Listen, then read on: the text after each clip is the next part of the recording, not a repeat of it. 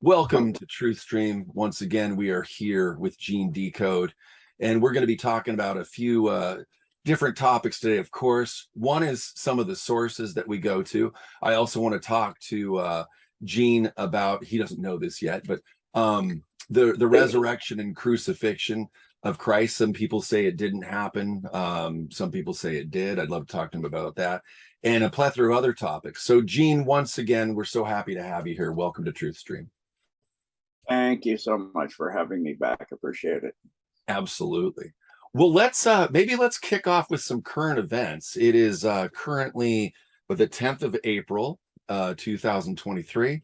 And we'll maybe start there, Gene. What do you have for the viewers as far as what's been going on in the world lately? Yeah, so most people are aware that the Chinese and the Russians have come together along with the Saudis, and they have decided to trade primarily in yuan. And the deep state narrative, you got to be careful when something's a deep state narrative. And to understand this, I follow a variety of channels. Some of these people I follow are incredibly knowledgeable and insightful and have a real understanding of things.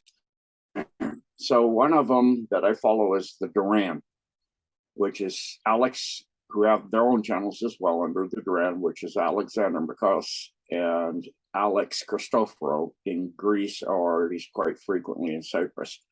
So together they come and they do exposés about once every 2 weeks to a month. And sometimes they'll have incredible guests like Scott Ritter, or Colonel McGregor, who are really good for understanding the truth and evaluating the truth in a war tactical understanding in the long term. And what's really going on in the ground now and how that's going to play itself out and how it has to play itself based on the events, the known abilities of each player or group of players like the EU and NATO, how looking on how they do things in the past compared and things they've done, like we look at NATO. How do you know NATO is not a treaty organization? It's a terrorist, or I say, neocon, all world terrorist organization, NATO. So you can just say neocon, a terrorist organization.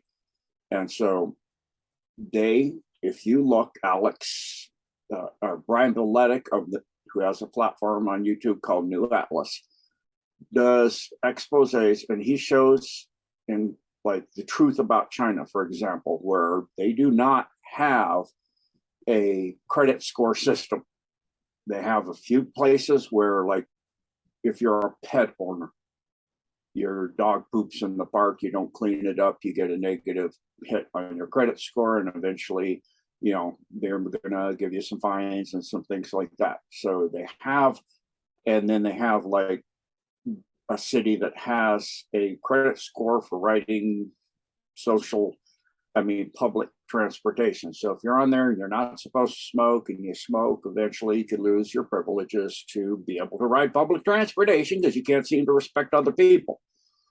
Right? So you can lose your privileges. They don't have a nationwide credit score. Brian Valetic also, that was one he did on China, also goes into the fact that the CCP is a deep state term. That's not what they call it in China.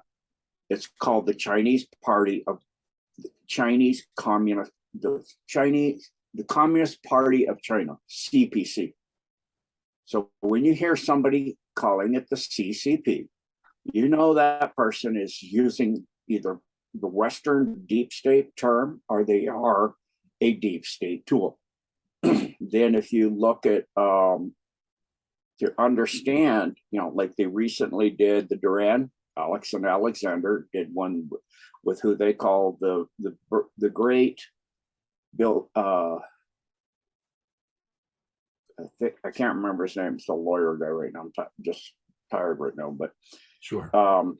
They just played him. Let me see if I just pull it up. I can probably pull it up here. I'm going to go back to the Duran. Let's see. So I'll just go ahead and share screen here. So this is one that I follow, which is Garland Nixon. that you can see here. And this one is really, we're talking about this just before we started. The CIA, Ukraine, and has one way up, no compromise and no retreat. He explains the nature, the various possible natures of a narcissist. You have the regular, everyday narcissist, you have a sociopath, and you have a psychopathic narcissist. Most of them have no compassion at all. Some of them have what's called the higher performing ones have what are called tactical narcissism, where they can understand that you have emotions. They don't. Their sole emotion is, I want more power. I want more money. I want that country. I want this. I want that person over there. I want them in my house. I want them now. I want to do this to them. I want. And they have the ability to understand the high functioning ones. So would they still be human, or what are they then? They're mankind or something being driven that's empty by a fifth density being that knows how to, the ones with tactical narcissism, tactical empathy, excuse me, have the ability to use your emotions based on how your emotions are. They see when you're in that emotion, you do this. So they game you. They have a game plan, like Silent Weapons for Silent Wars in Bill Cooper's book. You do this, we know how to play you. We know how to create, like if you watch Dr. Zhivago, they create these ideologues. People have run into a wood chipper for their belief. They just, like the people in Ukraine, what they've done with the Nazification, they got them to the point where they'll run into a wood, go that way and run into the armed fire. Run into the cannons, run into the tanks, run full blast, don't stop, keep going, and just keep throwing millions of people into it, or hundreds of thousands of people in. They don't stop. Like in Dr. Zhivago, the war's over, they're still killing people because they're wearing, the red people are wearing red, or killing the people wearing white. It just goes on and on. When did they let Dr. Zhivago go? When there's no more people wearing white. It's insane. And it's an amazing movie. They show a front in Ukraine. They show a front in Mongolia, all over. It shows the rise of communism and the destruction of the Tsar, and the white were the ones that were trying to bring about a change. The Tsar was trying to institute democratic changes that would give people more freedom and more, respect and dignity. So they killed him, and they took over the country, the neocons. The communist revolution was about the neocons trying to begin to take over the world by creating one system to fight against another system, which you create a Hegelian dialectic, where you back both teams, you provide weapons and money and power to both teams. Like in the mid part of the Cold War, a Russian ICBM, it was kind of like a V2 rocket. You aim it in the right general direction with about the right amount of fuel. And with a nuclear weapon, you basically are able to hit a target. If you're 50 miles off the city, it doesn't really matter because it's a nuclear weapon. It's like we used to say in the Navy, almost is only good in hand grenades and nuclear weapons. I almost hit the target. Yeah, hand grenade, that doesn't really matter. If you're within 10 feet of the guy, you blew his legs off, or you killed him. So the shrapnel will get him. So they create this dialectic. And so it's really powerful to see that. And what Garland does is explain the nature of what's going on that we see. And then the Duran, let's see if I can find it here. These are the ones on the side that I follow. I can just go like this, type in the Duran. The great Robert Barnes, that's it.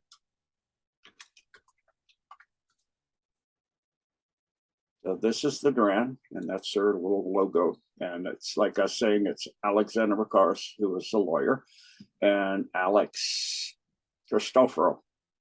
So if I go to their videos, I can see the one, but I don't easily see the one they did with the great Robert Barnes. I can do the little thing and just type Robert Barnes. Yeah, it's nice that that feature is there to type on the actual channel. So there is, this is the one I was just saying. Oh, And yeah. it goes into Trump and the indictments. They talk all about the indictments. He's a very, very, decade of experience, very intelligent lawyer that understands the deep state, as is Alexander, a lawyer. And then Alex has been doing things for a very long time. It's been awake pretty well.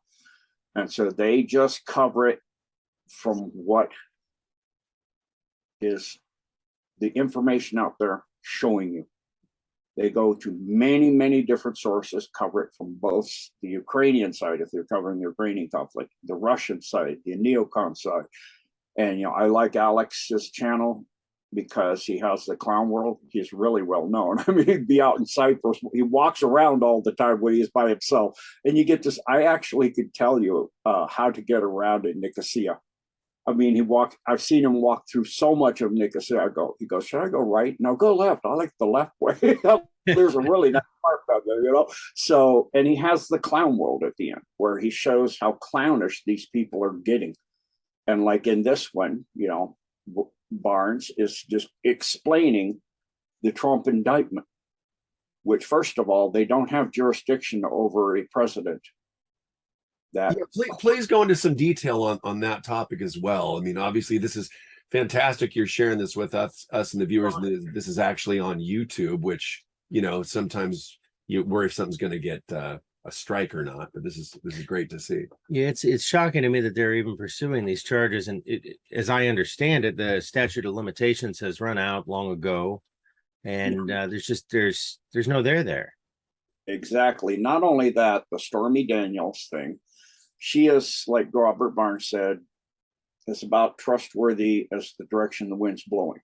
Blows this way, blows that way. And one day he did have an affair. One day he didn't. She signed documents. They're on social media, her signed document. I never had an affair with Donald Trump.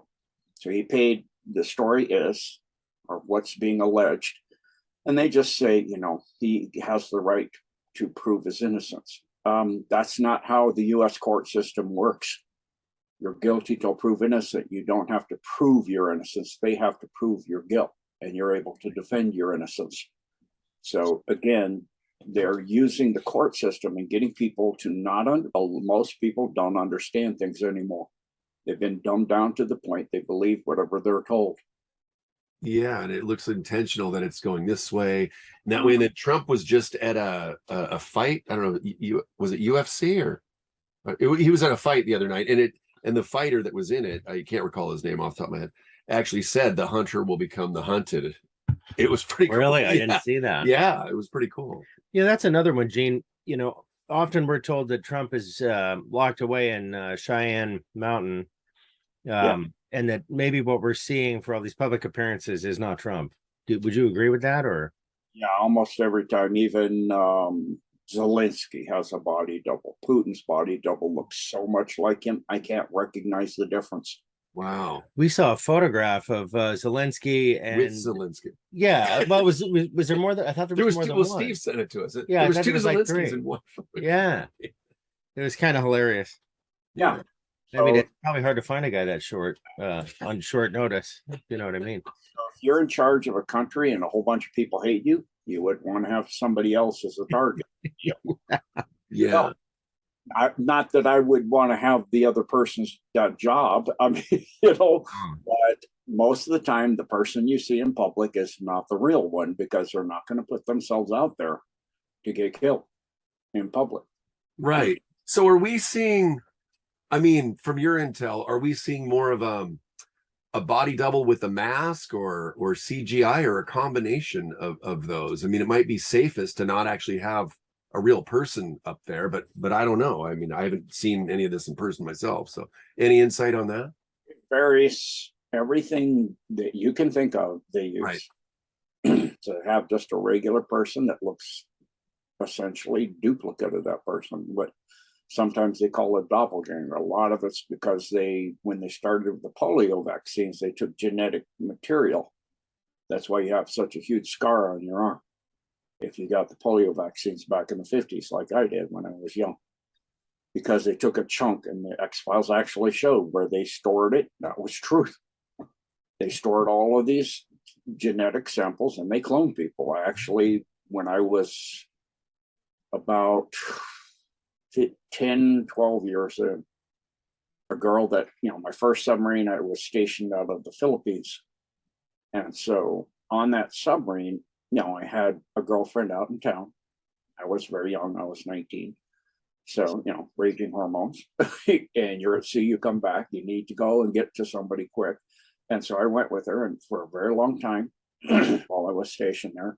12 years later, she was married and living in Hawaii with her husband. And she saw me in the Navy exchange. So she said, "Oh, Gene, you got him. I wish you could meet my husband, but he's deployed on Westpac, which means he's not going to be back for a very long time. But I'd like you to come home and meet my daughter and see a picture of my husband." I walked in, and on the mantle was a picture that looked like me. I mean, exactly like me. And her daughter came running up, "Daddy, you're home. I didn't know you're coming home so soon." Wow. Oh my God. I'm like, "I'm not your dad." She goes, "Dad, stop playing around. It's not funny." I go, "I'm not your father. I'm your mother's boyfriend from long before you were born." "Yeah, right. I know that story."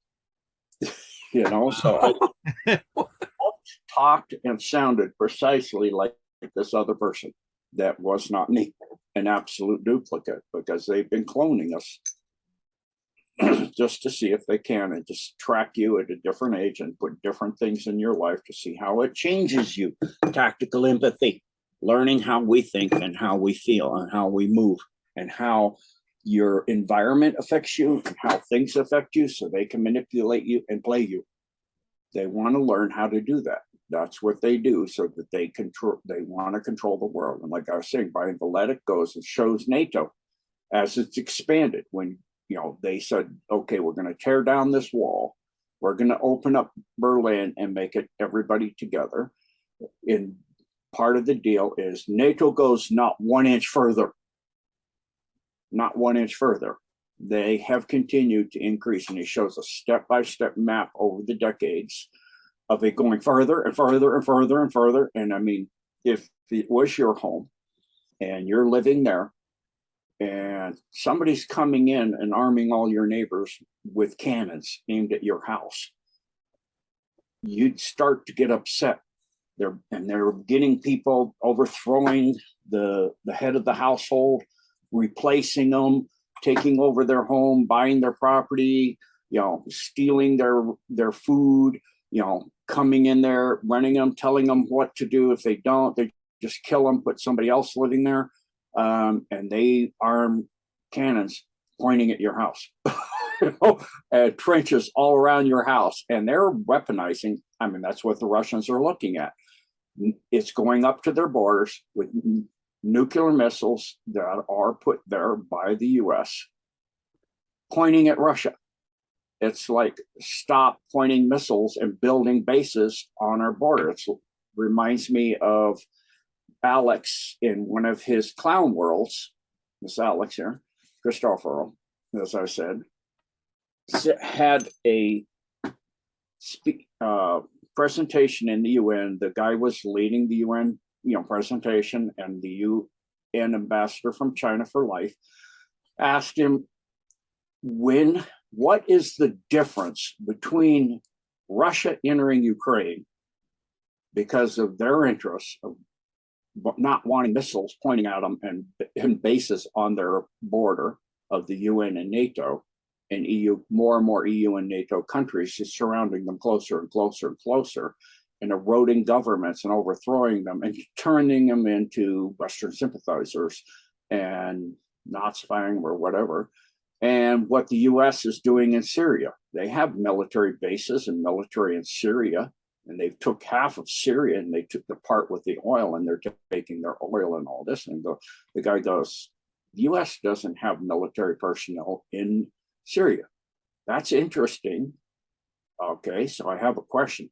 how come most of the US media is saying that there's a terrorist group in Syria that attacked US bases and US military people got injured in this terrorist attack in Syria if they don't have people in military in Syria? How did they get injured in Syria if they're not? Right.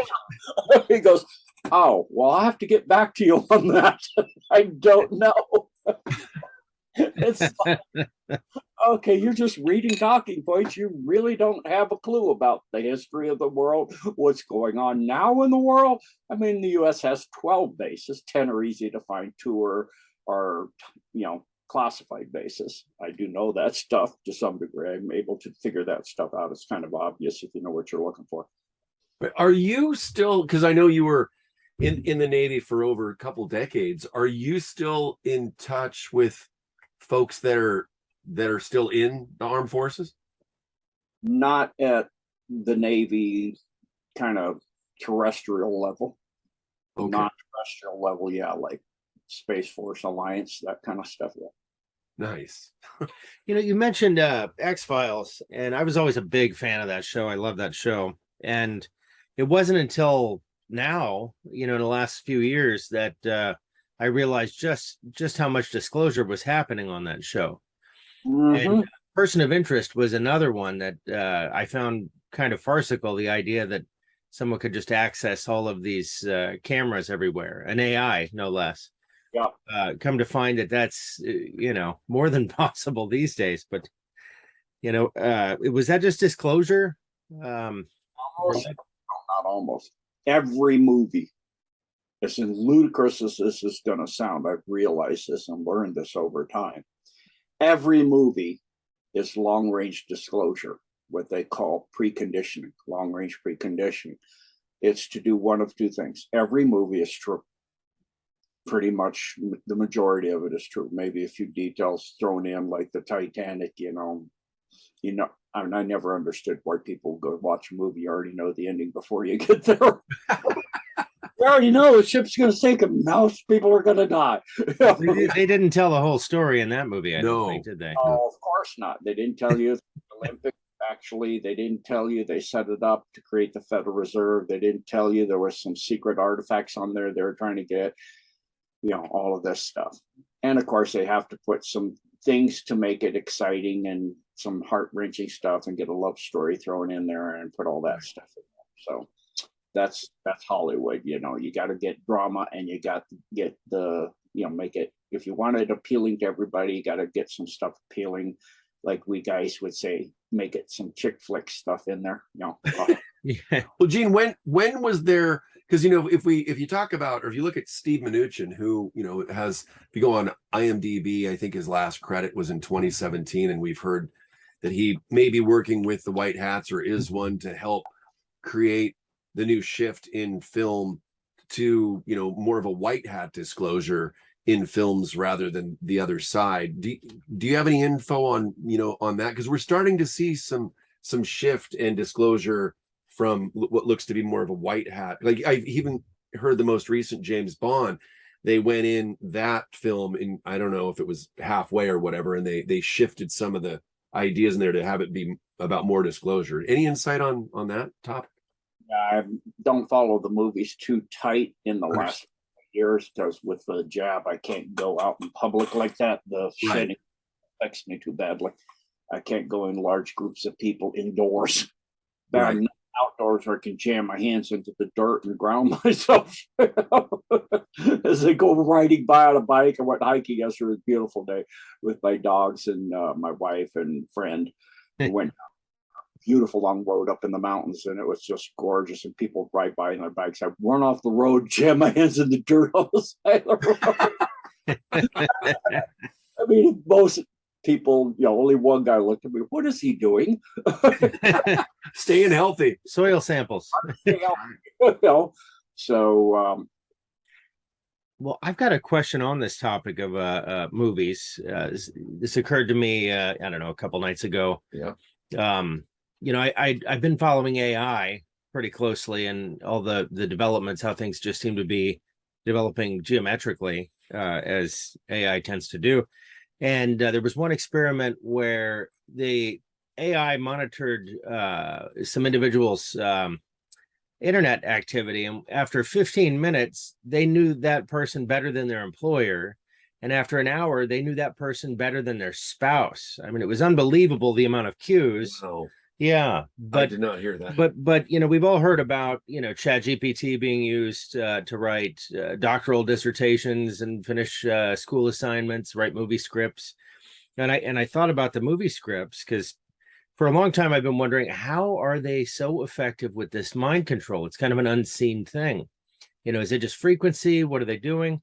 And it occurred to me the other night that if AI was given prompts to elicit a certain response or a set of responses, you know, this is the outcome, then they could weave that into all of our entertainment, along with a real addictive element of that entertainment, and they could just seed our minds with whatever they wanted and produce whatever outcome they wanted to a pretty significant degree. What do you think? Yeah, what it's done is it's been for thousands of years here. And now that it has the internet where it can study the majority of people and get tons of information, that was the point of Facebook, to get all your private information and watch your movements and what you do. And you post everything about yourself on there, which where you go. I mean, it now has learned you. So then it can predict, in other words, tactical empathy. It can predict, if I put this scenario in front of you, you're going to do this. So your phone has the ability to monitor your heart rate, your endorphin levels, everything. So you're in the theater and you're watching a movie and it shows this on the screen. The AI can know that and know your response. What causes an endorphin flow? What turns it off? What, you know, elicits this emotional response based on these chemicals released in your body? It knows fear elicits this. Horror elicits this. Do you like horror? Then it elicits this. You know, it can see the nature of you. It can follow your buying, your movements, where you go, how you go, what you do. You know, and it can learn tactical empathy to be able to generate responses and steer you. And they model the different types of people. So basically, you have two types of people: mankind and human. So, okay, humans are like this, mankind are like that. And then you have a mixture of the two, up to, you know, 100% one way or 100% the other way. And it can figure out the percentages.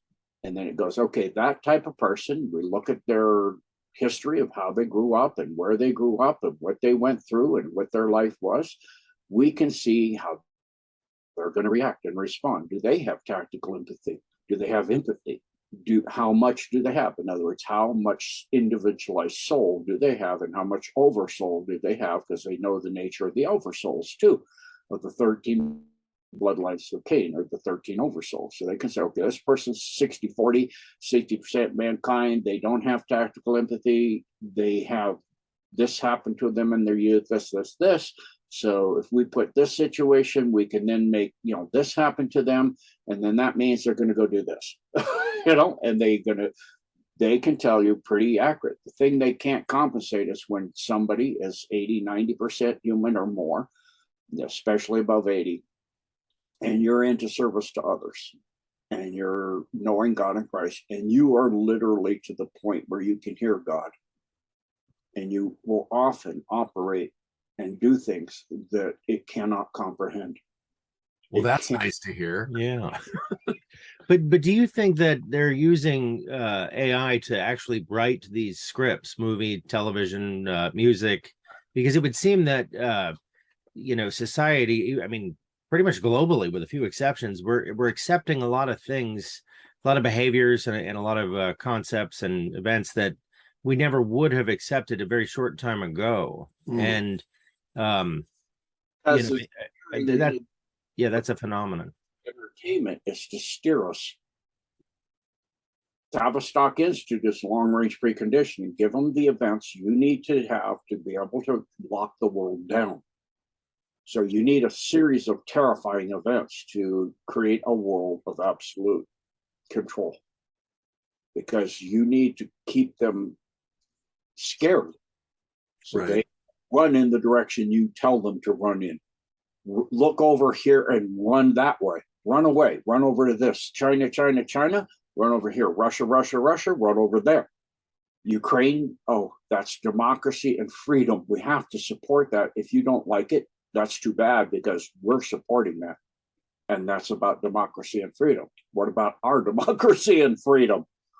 So it doesn't have to make sense at all. And you go to Ukraine and you post pictures like Garland Nixon did. He got a hit on Facebook. He can't go for 89 days. Because he posted a picture of Ukrainian soldiers holding Nazi flags. Wow. Okay, because I'm trying to figure out some of the things people are getting the strikes for, so we can, because we post some of our videos on YouTube. So, Gene, what would you say as far as the 80% of, or people who have 80% of their, I forget how he said it, in God consciousness or in touch or human, I think is what you said. What percentage of us are that way compared to, I mean, roughly, you may not have an exact number, but compared to the ones that are more easily manipulated for the viewers to understand that? Any insight on that? 5% of people are incredibly easily manipulated. The mistake humans, that are people that are mostly or predominantly human, make in dealing with narcissists is thinking that they have feelings like you. They don't. They can mimic them. They don't have them. They're using tactical empathy to manipulate you. They're being a savior, a really great person, or doing really great stuff so they can get their next hit. They're like a heroin addict. They have an addictive personality. As somebody who has a severely addictive personality that cannot break it, cannot, or doesn't want to break it. They don't care. What was that percentage again? 80% of people are what? Nominally mankind or something even worse. So Right. you remember we talked about this on the last interview.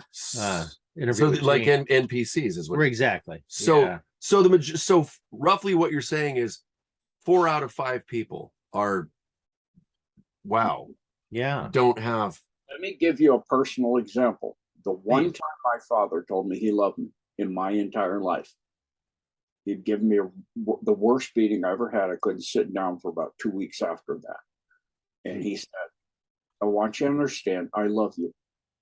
And I do this because I love you, because you can give me children. Another is grandchildren. I can produce progeny for him, because when he dies, because he's mankind, there's nothing of him. He's a personality extension. When he dies, he is no more. That's it. He doesn't exist at all. He's not an individualized soul. The soul, there's nothing to survive. The only thing that can survive is some of his genetics can go on. That's it. That's all they care. So they are going to live for the day. They are going to live for the wealth, the money, the power, the stuff during their lifetime when they're at high levels of operational capacity. They're going to get fame and fortune. They care about people knowing who they are and seeing their face. I don't even want that. I don't even want people to know who I really am and see my face, because I don't want people worshiping me. I'm here about getting the information out. That gets in the way of getting the information out, to get the truth out, so that this stops on this planet. So this terrible stuff stops here. People learn to treat each other kindly, respectfully, and that gets in the way. Because people, oh, Gene, oh my gosh, okay, thank you. I appreciate I'm doing a good job there. That I'm doing a good job and I'm doing the right thing. But a human doesn't really care about that, because we're eternal beings through our soul. As long as you keep it corporeal time frame, you will come back again and again and again and again and again, because God is infinitely compassionate. Again, people go, how could God let a child in the dumb be raped to death, attached to the mom? Choice. Number one, Number two, exactly, how could he permit it? He didn't. That child will come back real quick, and it gets to choose where, basically within a bottom of, they can steer it into the wrong sex with their soul trap stuff, but it's going to be back here until it refines itself and learns what it needs to learn to be of a higher density. And Wait, get the on that topic, so you just said that they can steer it into the wrong sex. So I imagine they've been doing that a lot more in the last decade or two to try and really mess with humanity. Is that something that you care to expand on? Last 5,000 years. Oh, 5,000 years. Wow. Biosphere went up about 5,000 years ago. Biosphere is the grid lattice work in the sky you see at high altitudes at night. If your pineal's open, you see it in the day at low altitude. And then that was hooked to the moon room that would then capture people's soul and send it to the rings of Saturn. And then it would go into the southern polar storm and go to one of 6 cities. The primary one was Jabalon. And it'd be tortured and tagged and, kind of like a cow. And, prodded to do what they want it to do when they want it to do, give self-limiting behavior so it can never get powerful and get in their way, accumulate wealth. And then they could steer it within a modem, but they can't violate choice outerly. So a person still pretty much gets to pick the things that are in their highest interest. They can try to get that, but God doesn't allow certain things. So even without a soul trap, you still come back until you get the level of information and service to others and service to God and Christ to get the word of God more and more within you. You become more and more dense. You're more and more full of the love of Christ and the light of the Holy Spirit. You become dense and you start to get so much energy and so much love for others and compassion and so much awareness that you jump octaves. In other words, you become fourth density. You merge with primary other decisions you've made, the wonder what would have happened had I done this instead. You did. Every choice you can make, you do. You go and sometimes, not mostly, but sometimes you'll actually create a new universe in which that kind of choice can manifest for other people. But usually those choices are out there as a timeline already. And so you will go to that timeline. That you that chose to go that way will go there. The you that chose to go this way will go here with a choice. How does that choice differ who you are? If it differs who you are, then significantly and there's no matchup for that. But this is always an upwardly mobile system, which means, let's say you're on a timeline and you make a choice that's way, way selfish than you used to do. Something happened, you got upset, and you start making choices that are more about yourself and not concerned how it impacts others. You don't care anymore. That snaps you towards a more negative timeline. Timelines are kind of like sticky strings.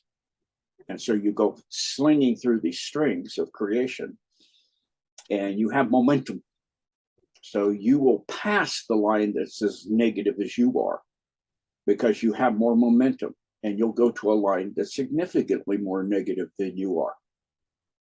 And then you'll stick because you're losing momentum as you're going through the lines they're trying to grab you. And you're going to wind up on a line that you're way more positive than everybody else there. And they're going to start noticing you and going, seems to have some advantage. A few will go. And that can start bringing that line more positive.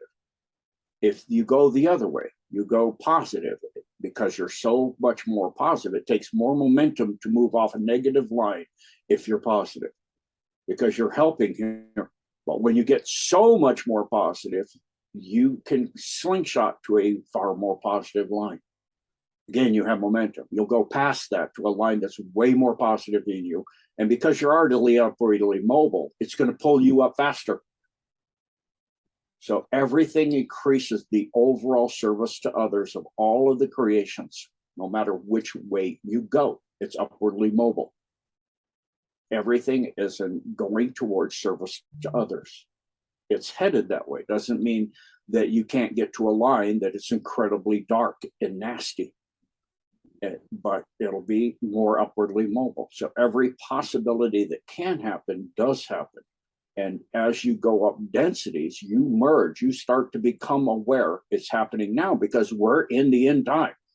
People are getting memories of other pasts. I remember the ship in the Philadelphia experiment was 2 ships. There was one called the Eldridge and one called the Underwood. On one timeline, it's the Underwood. On the other timeline, it's the Eldridge. On the one timeline with the Eldridge, sometimes the Montauk series of books by Peter Moon and Preston Nichols is 3, 4, or 5 books long.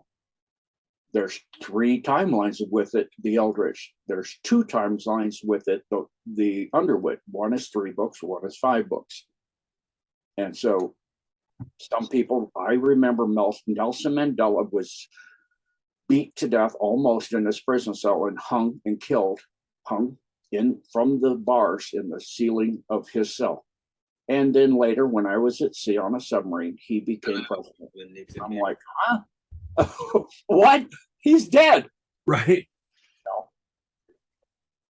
Wow. Well, on that topic, because our show is Adventures in Truth, and we have sometimes people on, like we have Stephen Kelly, we've had him on, and he doesn't believe that anything's going on within the DUMBS, and we'd like to believe that there is, and then we've have some people that we had a gentleman on yesterday, and he was his name's Andrew Bashego, and he was talking about how his father through looking glass technology or something similar to that title, was able to witness both the crucifixion and resurrection of Christ. And then we have another friend who is saying, hey, don't believe the Bible, that that perhaps the crucifixion didn't even happen. And and our show is exploring this stuff, and we're not telling people what to believe. So what is your take on, because I know that you've had a near-death experience. That's a big part of why you do what you do. What is your take on Jesus, the crucifixion, and the resurrection, if you'd be so kind to let us know? So there's ways people can research things that are easy. Always research, and sometimes research things related to it and not directly.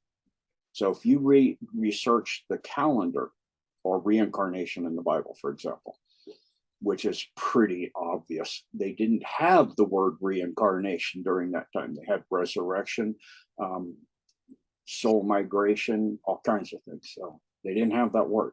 But you have the book of Malachi, where when Christ returns, Elijah has to come again in the flesh. In other words, just soul, spirit, as they say at that time, has to come in. And so Christ is there, and the disciples are saying, how can you be the Son if Elijah has not returned yet?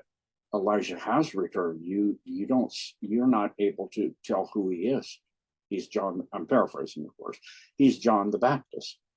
How could he be John the Baptist? Well, they couldn't take out the book of Malachi and take out the entire Old Testament. So they couldn't take that out. And in the meantime, you can't take out that he's returned, because now you don't have Christianity. If Christ isn't there and born and crucified, you don't have it. So in researching this, I was researching the zodiac, which is 13 signs, because somebody wanted to know, and it was an interview I was on. I was researching some of it's one of the Blessed for Services working on doing the times of the zodiac, because there's 13 signs, number one. Number two, they're not equal in length. Some zodiac signs like Scorpio are 9.7 days long. Virgo's over 40 days long. It's the constellations are not the same length. So the time frame they're up has more days, sometimes less days. Scorpio's very short. And then I'm looking at what people ask me, when is the CME? I know it's the date and time and year, 2031. Problem is, I don't know what year it is, because in researching what year it is, I found out that when they started the calendar based on Christ's birth, not his death. AD is not his death. It's a Latin term that means his birth. The guy that started the calendar as we know it figured that out. He was off they found coins, Roman coins showing the birth of Christ 3 to 4 years before the date he set. So that means we got 3 or 4 years missing. But I also know that 3 or 4 popes have taken years in or taken years out. So I don't know. I know within 8 to 10 years. We could be 8 to 10 years over, 8 to 10 years under. It could be 2041 to 2021. We obviously, as far as I can tell, we didn't have it. It doesn't look like we're really great here yet. So maybe we're in it or something. We're coming close to it or something. So I have to look at the information. Look at the information. Follow the information. If I look at the dumps, something's going on at 10 kilometers down, because everywhere on the maps and all the information I have of the 340 plus dumps in the US, starting in the 1940s, for the majority of them, there were earthquakes at 10 kilometers, right at those points, precisely at those points. We have people like Phil Schneider that they killed because he was showing information and materials and things from the dumps. Right. Why? Because they killed him because they don't want that information out. I followed what is the most logical sequence that this is. Why all the earthquakes? Nothing then since 1940. Since that earthquake at 10 kilometers, there hasn't been an earthquake. If that's all fault line, and that's where the fault line is, why wouldn't we see them at least every 5 or 10 years? We don't see anything. Tell Trump. Trump gets in, all of a sudden, the whole world lights up. 10-kilometer earthquakes all over where the dumps are, not just the US, the whole world, and all the lines between the main ones. Like if I go from Dulce to DIA to Boulder to Cheyenne Mountain, I see earthquakes 10 kilometers, 10 kilometers, 10 kilometers all along the way. I'm like, well, what's going on at 10 kilometers? Why is suddenly the world having tons of earthquakes at 10 kilometers? And they've had the ability to tell you literally to the inch, to the centimeter, how deep and precisely how deep a earthquake is. And they can tell you the type of wave, P waves and S waves. If you see S waves, shearing waves, surface waves, only at 10 kilometers deep, that's not natural. Not natural. Very good point. Explosion. Why are there so many explosions? No P waves, S waves, 10 kilometers deep, all over the world. And now they're mostly silent again.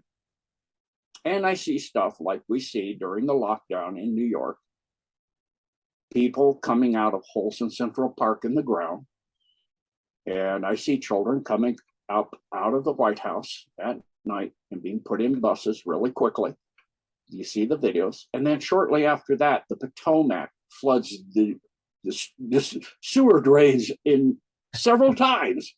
And I see major water sources like Hoover Dam doesn't even have water going over the dam anymore. Most of the water is gone. Where'd the water go? Well, it's just strange. There happened to be 10-kilometer earthquakes with no P waves just shortly before that. Same thing with the children coming out of the White House. Yeah, they're flooding them to get out whatever's left that they didn't. That's got little cubby holes. You flood it and let it suck, and drain into whatever it's going to suck and drain it. It's going to suck it down in there. And, you have to follow the information and use your common sense. And then I see what I call airquakes. And there's no volcanic activity, no geysers, no quarries, nothing there. It's just a desert or it's just a forest. And I go over there, I drive out there. It's an old natural gas field. There's all capped off. There's hardly anybody here. I'm there for 2 weeks. And while I'm there, I see a non-terrestrial type craft. And I come back, and during that time, I felt a small tremor, and there was I heard an explosion, but I don't see anything, but I hear an explosion above me. I come back, and there's what I call an airquake at 4 kilometers up. The air shook at 4 kilometers up.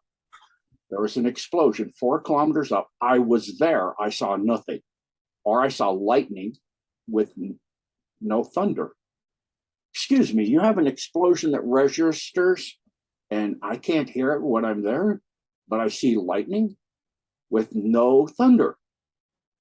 That it doesn't happen in the Rockies. I'm sorry, I grew up here. I know, and well, what is it then? It's ship and stealth. And you can go with Google Earth and see ships like some of the Soviet SU craft. You can see them, their outline, because you can move around and there's a distortion you can see. You can see the aircraft sitting there, but it's pretty close to invisible. If that were flying, you probably wouldn't see it. So they have stealth. Okay, took out a craft in stealth. Real simple. 1 + 1 = 2. Very, very simple. So I know the DUMBS are happening. Now I know Christ because I can see that's on coins. What about the crew? Because I mean, the resurrection or ascension of Christ is one thing, but what about the crucifixion? What was he killed like we are told? Well, that's becomes tricky again. Sure. First, we have to start researching every source you have that went into the Bible and every source that goes against it. So you look at all of the historical evidence you have from that time, people that aren't Christian, that are not religious, et cetera, are not part of the Roman Empire, are part of the Roman Empire. And it turns out Christ was already here twice. There was 2 times. There were 2 Galilees, 300 miles apart. During the first time frame, they did not crucify, they impaled. So he was impaled the first time, but the crucifixion is the part where he is returning again and dying for our sins and all of that. And you go into the Buchegi mountain complex and the information coming from Buchegi, and it goes into that too. And all of these sources, it's like the flood. There are sources all over the world where people had a flood, and not just one. There's been worldwide floods more than once. So you go to the timing and you start seeing the timing, and there's cyclical timing to it. There's a series of timing that's every 12,900 and some years. That's the time frame that the Nemesis star system comes through ours. So you have a gravitational source to cause that. The next cycling you see is about every 125 million years, there's a near complete global extinction. Well, that's a half trip around the Milky Way. That means there's some kind of something every halfway around the whole solar system is going through. And strangely enough, Uranus flipped onto its axis about that time ago. It flipped and it's rolling with its axis of rotation facing the sun, because it didn't finish the rotation of going. If you think of there's some kind of powerful energy field that the solar systems all go through every halfway around. Well, if it's an energy field, electromagnetic field, for example, if I take my left hand out with my thumb sticking up and I bring it over my head, now my thumb is sticking down on my right side. Means the polarities are 180 degrees out of phase. What would a solar system do when it comes into an energy field? And the energy field, every planet's poles are 180 degrees out of alignment. Come into alignment, you won't have a choice. So that means one of 2 things. Planets have to rotate, or their poles their electromagnetic fields have to collapse and flip. And is there proof of that on Earth? Yup, magnetic proof in signatures in magma that's been set down for millions and millions and hundreds of millions of years. Yup, every 125 million years, you have an event which causes the magnetic alignment and you have different traditions that talk about it, like the Hopi, and different native groups that say we're going into the 5th sun. The 5th sun. The Aboriginals saying we're leaving the dream time. We're coming into a different time. You have many traditions that talk about the earth being destroyed by fire in the future. The Phosphorite, or the Armageddon, where fire falls from the sky and the sun turns dark for 3 days, or sounds like a global realignment of energies on solar system wide, including the sun, causing a CME. It's very, very precisely, if you understand electromagnetic fields and plasma energy and how planets and stars and suns work, becomes quite obvious So you take the evidence and you match it up. You don't make your facts fit the evidence. Good And point. and we're due for that type of event, as I understand it, any time now. Is that right? Excuse me, you make your facts fit you take the facts and see if you can make your theories fit your facts. You don't make your facts fit your theories. Correct. Right. There's some differing ideas on what that might look like on the planet. Some say it would be another great flood, or it'd be a horribly destructive, and others say it would be, imperceptible. Where do you think it falls? The reason you can tell it's not the flood cycle, it's the other cycle, is during that 125 million cycle, you have iridium, a layer of radioactive iridium laid down during that time, because you have a massive series of impact events on the surface that throws and irradiates. And so what would that be? The sun, or some massive electromagnetic and gravitational field. But do we see gravitational things happening? Not so much. Mostly what you see is something having to do that's affecting the sun, and it's affecting our magnetic field, as per Uranus rolling sideways around the sun. So you're seeing literally sometimes destructions of a planet in it, where they purposely will cause a planet to lock up, to rip it to pieces, they being the cabal, the deep state, to gain control and destroy something, because they love death. They feed off of it. At the fifth density, they feed off of it. It's like you look, at the lower levels, they're controlling and getting us to have negative feelings and emotions, to manipulate, get more power and control, to feed off of that. At a 3D level, they feed off money, wealth, and power, yes, but the suffering and the misery, that's 5D negative. So again, why would you care what your legacy is when you die if you don't have a soul? Why would you care? Because they are immortal beings within the body of a group they've hybrided to be able to come and take those bodies again and again and again. The legacy is important, because when that body dies, they move to the next progeny. That's why the progeny is so important. Move to the next one. That new child is born from King Victoria, Victoria's Secret. It's a he. And you go in Queen Elizabeth, the legacy, no name, Bush. Why do you care? Why do they plan 15 generations out, 100 generations out? You're suffering and being miserable and having all these things and manipulations that are not going to happen for 15 generations, because you are going to be there in 15 generations. You are going to be there. Your soul, which is dark, or your beingness, which is dark, is fifth density negatives, both feeding on the death, the chaos, and the fear. That's its food. And it's moving from body to body to body for centuries, thousands of years. Why does it want the souls here? The same ones. It knows how they do things.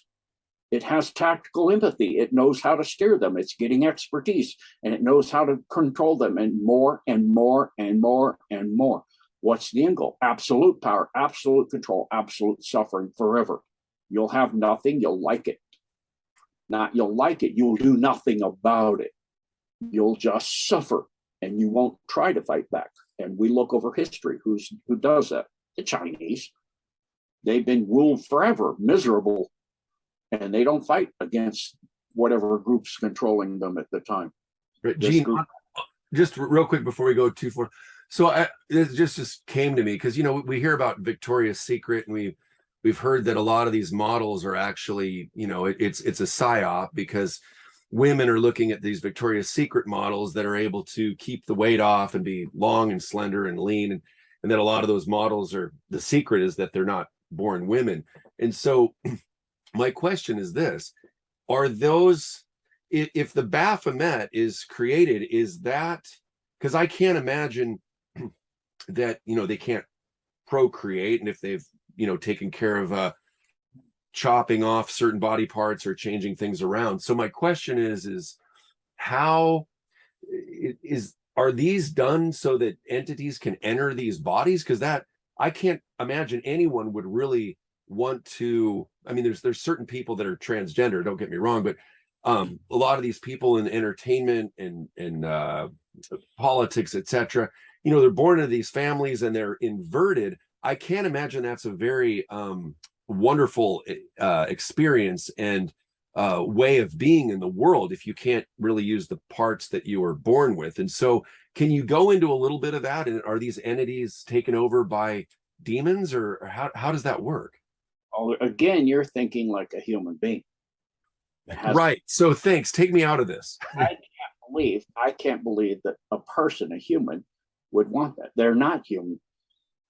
They don't have emotions like that. They know that at the end of this life, they die, they're done, they go back to the oversoul. That's it. There is no more them. Get it now while the getting's good. If that means I want to be wealthy and powerful. And what is my addiction? They're like the Steppenwolf song, the pusher and the dealer. So the pusher doesn't care. The dealer will give you sweet dreams of this, but they're the addict. It's like Dave Van Ronk walking down Beale Street, turning up Maine, looking for the gal that sells cocaine. They need that next hit. And they don't care what they have to do to get that hit that stimulates the endorphin flow, gives them the high. It doesn't matter what they're addicted. It could be drugs, it could be alcohol, it could be gaming, it doesn't matter. They need that. And every time it's got to get more, because they'll get where the hit will gain tolerance within the endorphin flow will get less. So it's got to become more and more and more and more. Wow. And they have to have extreme stimulation. That's why they BD and S&M. That's not sex. That's humiliation. Humiliating a human being to get the stimulation of their feelings and seeing that and going, I caused that. I have power over that person. So they get a stimulation from that. And if there's a fifth density negative or demonic in there, that being's getting the feelings from that pain and suffering and misery, humiliation of the human being, or that partially human that's feeling partial, a human soul, a small human soul, and a majority of an oversoul being. So you've got to think the way they think. It's not, would I do that? Or why would I can't imagine I would do that. Of course you wouldn't do that. You're human. You're mutilated. That's a really good point. Thank you for that. Yeah. That goes along the idea to make you try to understand and try to believe that God doesn't exist. God doesn't make mistakes. He didn't accidentally make you the wrong sex and you need to change his mistake. No, God doesn't make mistakes. You might have got slammed into the wrong sex, but it's not really incredibly a problem, because it's 80, 90, 100 years out of billions of years of your soul, unless you get stupid and give away your soul. Then the original Bible warning was, you give away the container, the ultimate container. You're like an onion, like Shrek said. You're complicated. You have layers. You have your soul body, you have your mental body, you have your causal body, you have your astral body, you have your physical body. All of those bodies, but the soul body end at the end of corporeal life. All of them in. So what's left? Those are a bottle within a bottle within a bottle within a bottle that has the light of the Holy Spirit, the little part of it that is you. So that then goes, if you don't have enough spiritual integrity, and in other words, knowledge and service and understanding of God and all of creation at a high level, you can't maintain your cohesiveness. You're like an amoeba with no outer, cellular wall. You just spread out as a big mass all over until you diffuse out into all of creation. You get rid of the soul body. When you die, all of the other bodies die. What's going to hold your Holy Spirit, the essence of your spirit that's jumping every lifetime, because it has a body to hold it in, the soul. But you got rid of that. You die, you just diffuse out into the stars. all over creation. Why do they want you to not know those are out there? So you don't worry about it.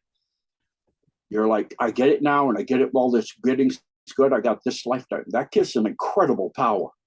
First of all, you're going to tithe to the church, and you're going to tell the priest everything, confess your sins. So they have all the blackmail to coerce and control you, and they get lots and lots of money, wealth, and power. That's what that's about. They don't want you to know you're going to come back 80 years, 90 years, 100 years, because a whole lot of slaves were committing suicide to come back and get out of that nightmare. And maybe I'll get back in a better place in a better time, next time around. Well, they got to stop that. They're losing their prison populations, their slaves, their gladiators, all of their fun and games. So they remove it, but they can't completely remove it. There's things in there that you would destroy Christianity in the way they want it to be: money, wealth, and power. That's what they want. That's what it does. But the warning in there, the original warning, is you have but one life of your soul. They took the "of your soul" out in translating, because the word soul was body of the soul, body of causal, body of mental. Like in Greek and Aramaic, words often have more than one word for what we would say in English. I love you. I love you because you give me great sex. I love you because you can give me children. I love you because you're Father God of all creation. I am beyond in loving you. I am utterly here for you. There's different types of love.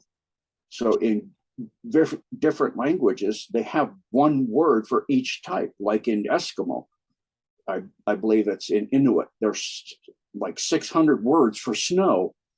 There's yellow snow, there's corn snow, there's crust snow, there's boilerplate snow, there's freshly fallen wet snow, freshly fallen dry snow, all these different types. And when that person says that word, you know exactly what they're talking about.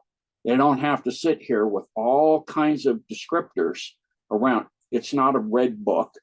You don't have to say that. The red and it's like in Tagalog. You can say, "Carry my suitcase for me, please," with one word by conjugating it. Carry for me. You conjugate that in. Please, anga at the end is please on the end of a word. You conjugate all that in, and you just say it with one word. The words themselves used to be that way. The gerunds were different. For example, you can tell if it's singular or plural by the way it's spelled, like goose and geese.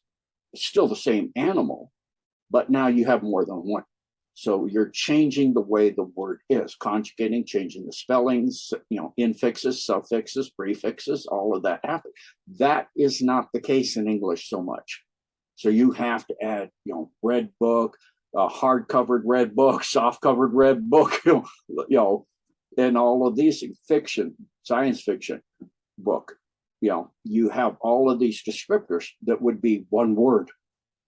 So now when you take that out and you put in soul, and you don't have body, soul, astral body, causal body, mental body, soul body. You just take out and you say, you have but one life. It was life of the soul, life of the astral, in other words, that body. You have but one life if you do not come to Christ during that one life of your soul. You have to put in the descriptor. Without the descriptor, you lose it. So that would say that God is infinitely compassionate, infinitely patient, and infinitely given. The gift of the cross is forever for you. And it even means before it happened. You could have a life. Another thing people do is they think God is like you. God is not like you. God has all time. All time is now. 100 million years ago is now. 100 million years from now is now. The movie Contact shows that the hepapods that come down are dealing more in all time. So they're coming down because of something that's going to happen in the future. They need to change now because that now and this now will influx on each other. And so God is like that. When you die, you can choose to come back. Like my mom asked me, because she was mankind, what happens to me? Depends on you. Is it the same for me and you? No. Why? Because I'm human. I'm individually sold. I'm not, no, not right now. Not in this lifetime. Could I be? Depends on you. Choices you make. You're a drama queen. You lie all the time, all your life, to make people pay attention to you and give you adoration and give you energy and recognize you as, oh, you're amazing. Did your mom find out that she was okay? So there, you're so she was getting old and getting near the end of her life, and goes, I'm afraid. It's dying hard. It depends on who you are, what type of person you are. You mean good or bad? No, I mean human or mankind. There's two. Yeah. What's the difference? When mankind dies, you're oversouled like an animal. You will go back into the oversoul. And it will never be extending you the same. It can't. Because it's like a balloon. If I push a bubble out of the side of the balloon from inside with my finger from the inside, and I tie it off with a little piece of yarn, for that life, that personality exists. But when I pull the yarn thread off, the balloon merges back flat. The next time I poke as close as I can to exactly, I'm not going to get exactly the same amount of air inside. The air's moved around. I'm not going to get the same air in there.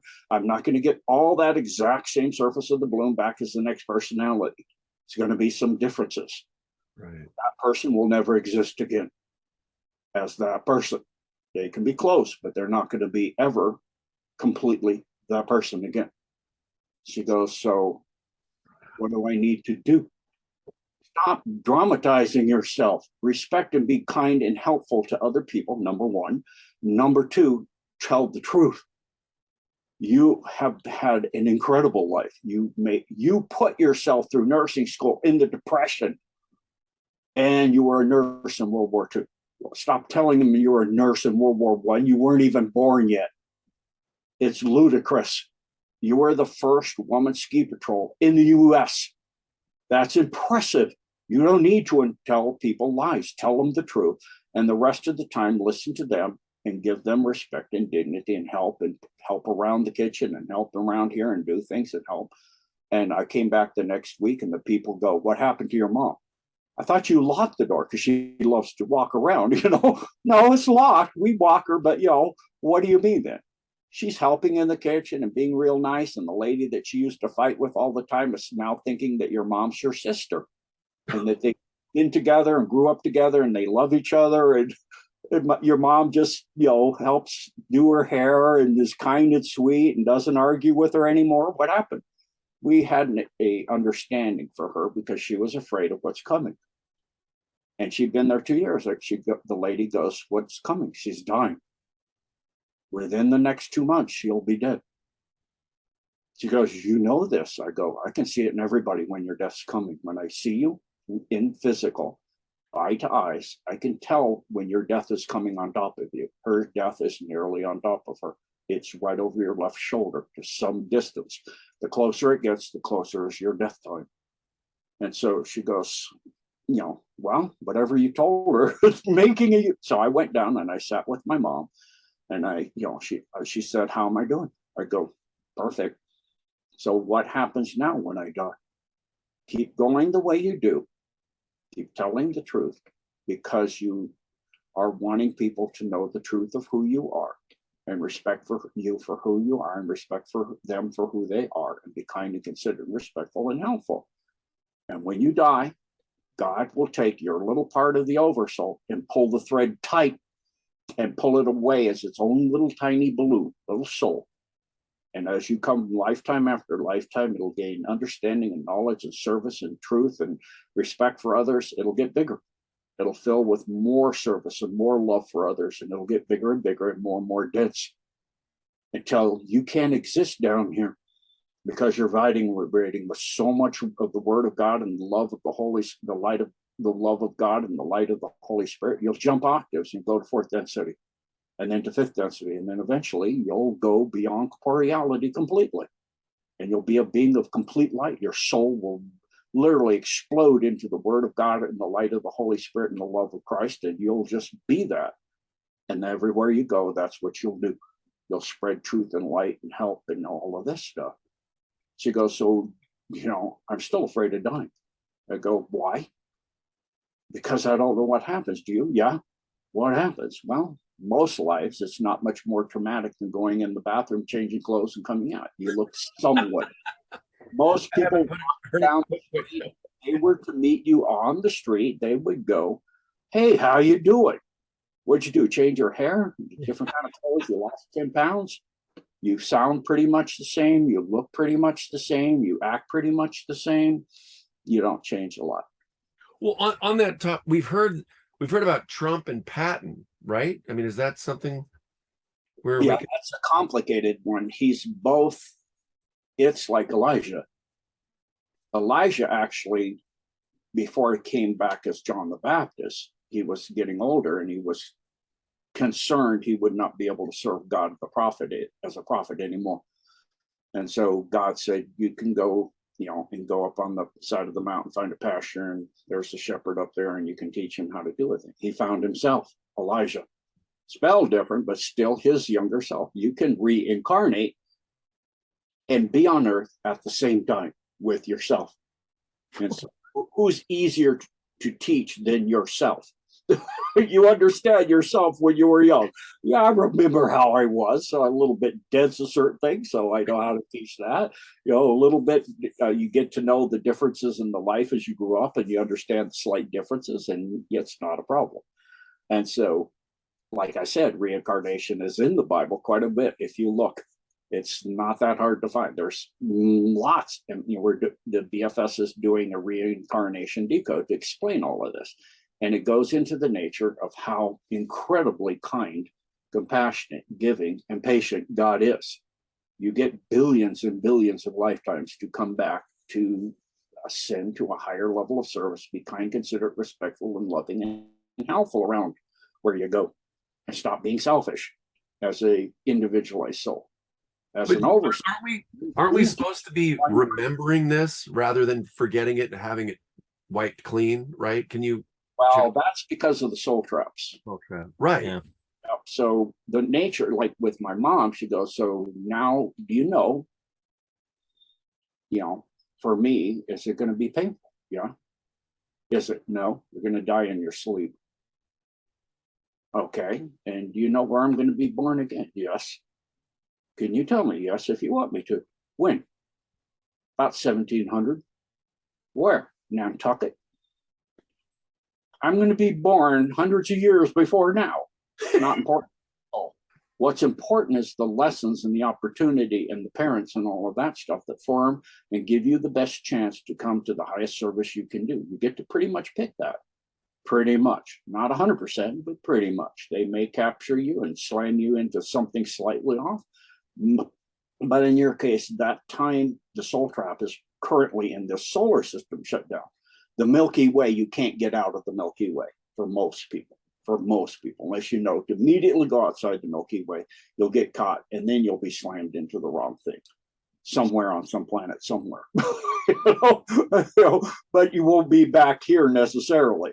But they like confusion and chaos. So for the souls. But in your case, it'll be smooth and you'll be with your second husband and you'll be married for over 100 years. Wow. Go, yeah, pretty nice life. You meet yourself. He lives 2 miles down the road on the ranch farm, whatever you want to call it, 2 miles away. You grow up together. And in that time, it wasn't unusual to marry for a young girl at 11 or 12 years old. And a young boy at 13, 14, 15 years old. And you'll live well into your later hundreds, like most of the women in my family stream on my mother's side do. They live well into their 10, 120 time frame. And so she goes, that's great.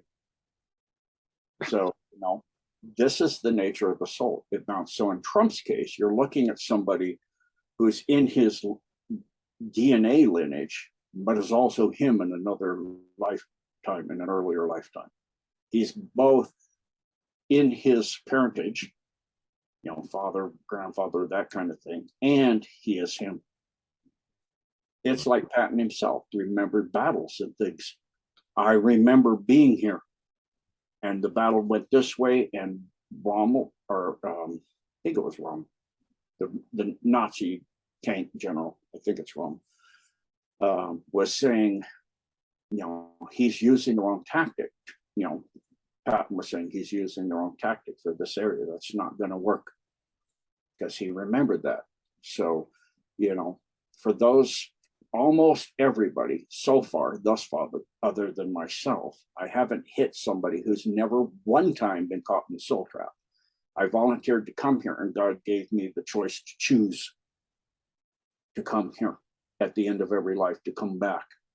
He coded into me that when I die, immediately leave the Milky Way every time. So I would be able to maintain my memories, all of them. I remember billions of lifetimes, billions. So, when I go, it's been so long, it's 6 years. I'm like, oh, what? It's billions of years. And we watched like Sophia's gone. And I'm like, in 6 years? It's not especially when you put it that way. Not even a blink of the time you've been coming back here. Right. It's a breath of wind through the grass.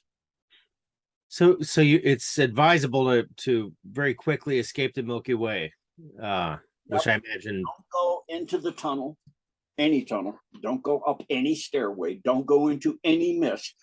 This is why they want you to believe the world's flat, because you're stuck here. You'll get stuck here. You need to get out of here. And I don't mean just the Earth or this solar system, this galaxy. Get out. Go immediately, get a picture of the Milky Way, see what it looks like when you're looking down at it compared to Andromeda. It's tilted 55 degrees and counter-rotating. All fallen galaxies are. It's a Metatronic technology, an Antichrist lockup, where you lock the Merkabah field to the U4 Tauri top half is rotating counterclockwise like the bottom half, so it doesn't torque on the singularity, so you're not an eternal being anymore. Wow. And they want you to keep your memories intact, because then you would remember them. And you would remember, here we go again. You people not get this? They're lying again. They've done this again and again. How many empires do we going to have fall on this planet? They actually wiped all life out on this planet, all of it, billions of years ago before the Precambrian. The Earth is 6.7 billion years old. It's had a solid surface completely for 4.3 billion years. Yet life didn't start for billions of years. No, they wiped it all out. Go about 200 feet below the fossil record of the Precambrian, and you're going to find a vast worldwide, highly technological civilization. Extremely highly, way beyond anything today. And they came here and wiped it all, and a very peaceful. It's called the Mon Empire. Was that the pre-Atlantean civilization? Pre-Atlantean, pre-Polarian, pre-Hyperborean, pre-Lemurian, pre-Yugur, pre-all of that. Pre-Cambrian, Wow. And I was here during that time too. So, in response to, was Christ crucified? The second time? Yes, he was. About the 3rd century. Born in Galilee, the second one, after they moved it 300 miles, because the first one was in an area 300 years before that. That area didn't get rain. So you couldn't live there. It wasn't possible. It hadn't rained there. It was kind of like the Atacama Desert, where you've had almost no humidity in several hundred years. Try living there. So, especially with the technology at that time. Before that time, 1,000 years before that, you had the, civilizations that, like Atlantis or the Indus Valley civilization, where they had the Brahmana and anti-gravity and all of that stuff. But that got lost. So now, during that time, you got to realize the Bible that you've got is written for the people at that time. They took out the stuff when they had anti-gravity and all this stuff. So you no longer have the technology, nor the understanding, nor the words anymore to explain a flying saucer. It's anti-gravity. It has these powerful systems of red mercury spinning that's creating a vortexual drive system. You don't have any understanding of what gravity is.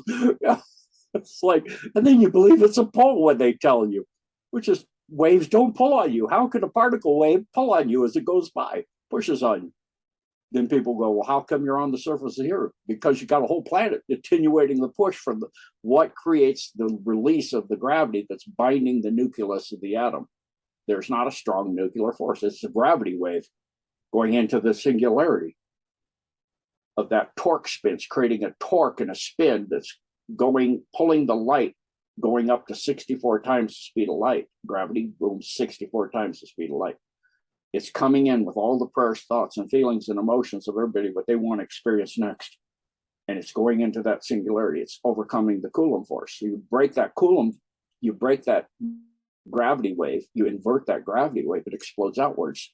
That's a nuclear blast or antimatter or fission, fusion, antimatter, or high energy plasma, like extreme lightning bolt or the surface of the sun, which is plasma. It's not nuclear, it's plasma. So it's an electromagnetic system. So if you look at that, what creates that? Normally planets don't have nuclear fusion and fission going on. That's called a small fissioning star, like at the center of planets. Yeah, there's one of those. But on the surface, no. So you have a mass planet below you that's all the stars have high energy plasma. So they're breaking atoms apart, releasing the gravity wave. So there's a massive push, a massive force above the Van Allen belts. The Van Allen belt keeps you, that force still comes through the Van Allen belt, through the atmosphere, through the planet below you, but it's getting attenuated. It's just like lead attenuates nuclear radioactivity more than tin. So it's attenuating it. And so the push from below is not equal to the push from above. You have the same amount of atmosphere above and below. So you're pushed down. The bigger the planet, the greater the attenuation, the bigger the push from space. And so when you go out in space, the push is equal on you in every single direction, but it's extremely high, which means that water, hydrogen, oxygen, all the elements can maintain their electron fields. And you can have molecules called water. And the most water exists in space. And it's very, very high pressure, just like a pressure cooker. It's very hot or very cold, depending on if you're having the light, your nearest star, and the energy from the infrared and that, it can heat you up. And it still will not, destroy its electron field. And so the temperature of things and the energy of things are different. They've actually picked up bacteria leaving the sun. Life on the sun. Yeah, they're not telling you a lot of things because they don't want you to understand God's alive. He's a living God, and living God makes living everything. Rocks are alive, suns are alive, planets are alive, everything's alive. There's life everywhere, everywhere. And there's life everywhere in different ways, for different expression, different experience, for the person, the soul, to learn a different experience, a different way to serve everything at a higher and higher level of understanding, a higher and higher density of awareness, understanding, and service. Boy, the questions are just stacking up in my head right now, like you can't imagine. But I suppose the best question right now is, how does the black sun factor into this? The black sun, falling galaxies, all galaxies have a central sun. It creates a huge magnetic field, including all the galaxies have a central sun in the center of the entire universe that all the galaxies turn around. So it creates a torque and a spin, and all the galaxies are held in that spin. And so in a solar system, you have a sun. In a planet, you have a sun to hold all the material around it spinning and create an electromagnetic field. And then in a galaxy, all of the solar systems are spinning around a central sun. In a fallen galaxy, it's inside a black hole. The black sun, it's a black hole. And so the black sun is the central sun, or the major soul trap in this neighborhood. It's worshiping the fact that they can harness souls, that they have so much power that they are ensnaring the souls and recycling them at their will, not God's will. They're trying to prove they're more powerful and amazing than God. Same thing down here. You're saying God's creation is this earth. That's it, for a lot of reasons. Number one, it means that the domain of where Satan fell to, where he rules, is all of God's creation. God does has no dominion. Satan has it all. He's more powerful than God then. Why do you think they're trying to get that? And they, but if you understand that beyond the earth are more planets, more galaxies, more, infinitely more, forever goes out, because God's infinite. If we say omnipresent, omnipowerful, that means all, everywhere, everything. He's everything, he's everywhere, he's all powerful, he's all of creation, and he differentiates outwards. And so we're all part of that. Where we go one, we go all. And so it's understanding the nature, and they don't want you to, because they don't want you to escape the trap that they got you in. They wanted to get the trap down to the point you don't even get off the earth. That's what they're working for, to get the phosphere so tight that a soul is captured, tortured here, and recycled. And you live 15 minutes, and you never leave 15 minutes from that location where you're slammed into when you first uptake. And then you have that little 15-minute roam. It's very easy to catalog you, organize you, keep your data, because you're talking a lot of data per lifetime. So they got to track you and monitor you and keep you miserable and suffering and having nothing, because they believe the more they have now, the more power they have now, the more they'll ensure that they have power forever. That's not really how it works. If you have 2% of something that somebody makes, and you've allowed them to make $30,000 a year, you don't make much. Or excuse me, if you have let's say you have 80% of somebody who makes $100,000 a year. So you're have $80,000 from them a year? Let's say you have 10% of somebody who makes $10 million a year. You have $1 million a year. You have a vast amount more. So if you're giving and helping people, that energy comes back. When you give help to somebody, they give you gratitude, but they're not able to know that. They don't have the heart chakra functioning. They don't have the soul to feel that. So they don't know it. They can't comprehend it. They understand you do, but they can't comprehend it. They can use it to manipulate you, but they can't understand it. They don't feel it at all. They are about now. And if they're fifth density, they're about maintaining that power and that, legacy forever, so that they can always have that power. But they're still focused on controlling it now, because they don't understand there's a feedback loop that goes beyond forever. And the more time and the more giving you are, the more it builds and comes back to you, because there's no monopolar magnetic fields, there's dipolar. And it goes from itself back to itself. Whatever you put out comes back to you precisely the same, not kind of sort of the same. So if you're going to put out misery, suffering, and death in time, you can put all kinds of resistors to slow down the back feed, all of these, defense systems and all this to say it's not me, but it will come to you. It's the nature of magnetic fields. It's an inflow outflow. And so it's going to flow back to you. And as it does, that wave goes out. It's going to push everything absolutely identical in front of it, which means if it's suffering, misery, and death, when it comes back to you, you're going to have a lot of lifetimes of suffering, misery, and death. Right. For that type of being that's going to be coming back and coming back and coming back, you're going to come back in a system, a life that's exactly like you made for somebody else. So with regard to the black sun, there's a few questions. I'm going to rattle them all off, and then you can kind of weave them into another explanation. But I've heard that the energy from the sun that we experience is actually energy coming from the black hole sun and powering our sun. That would be one. Oh, yeah, and there's the relationship with Saturn, the deception associated with Saturn, this old trap, but the very idea that Saturn was once our sun, I think I've heard that explanation, and we had this purple plasma cloud around the planet, and it was very humid and about 85 degrees rather uniformly around the planet. That would be two. And then, there seems to be a relationship between the black hole sun or the black sun and the Orion group, the black sun and the Nazis. And then we see it in present day and in a variety of ways, among which is the morale patches worn on the Nazi soldiers in Ukraine. But what do you think?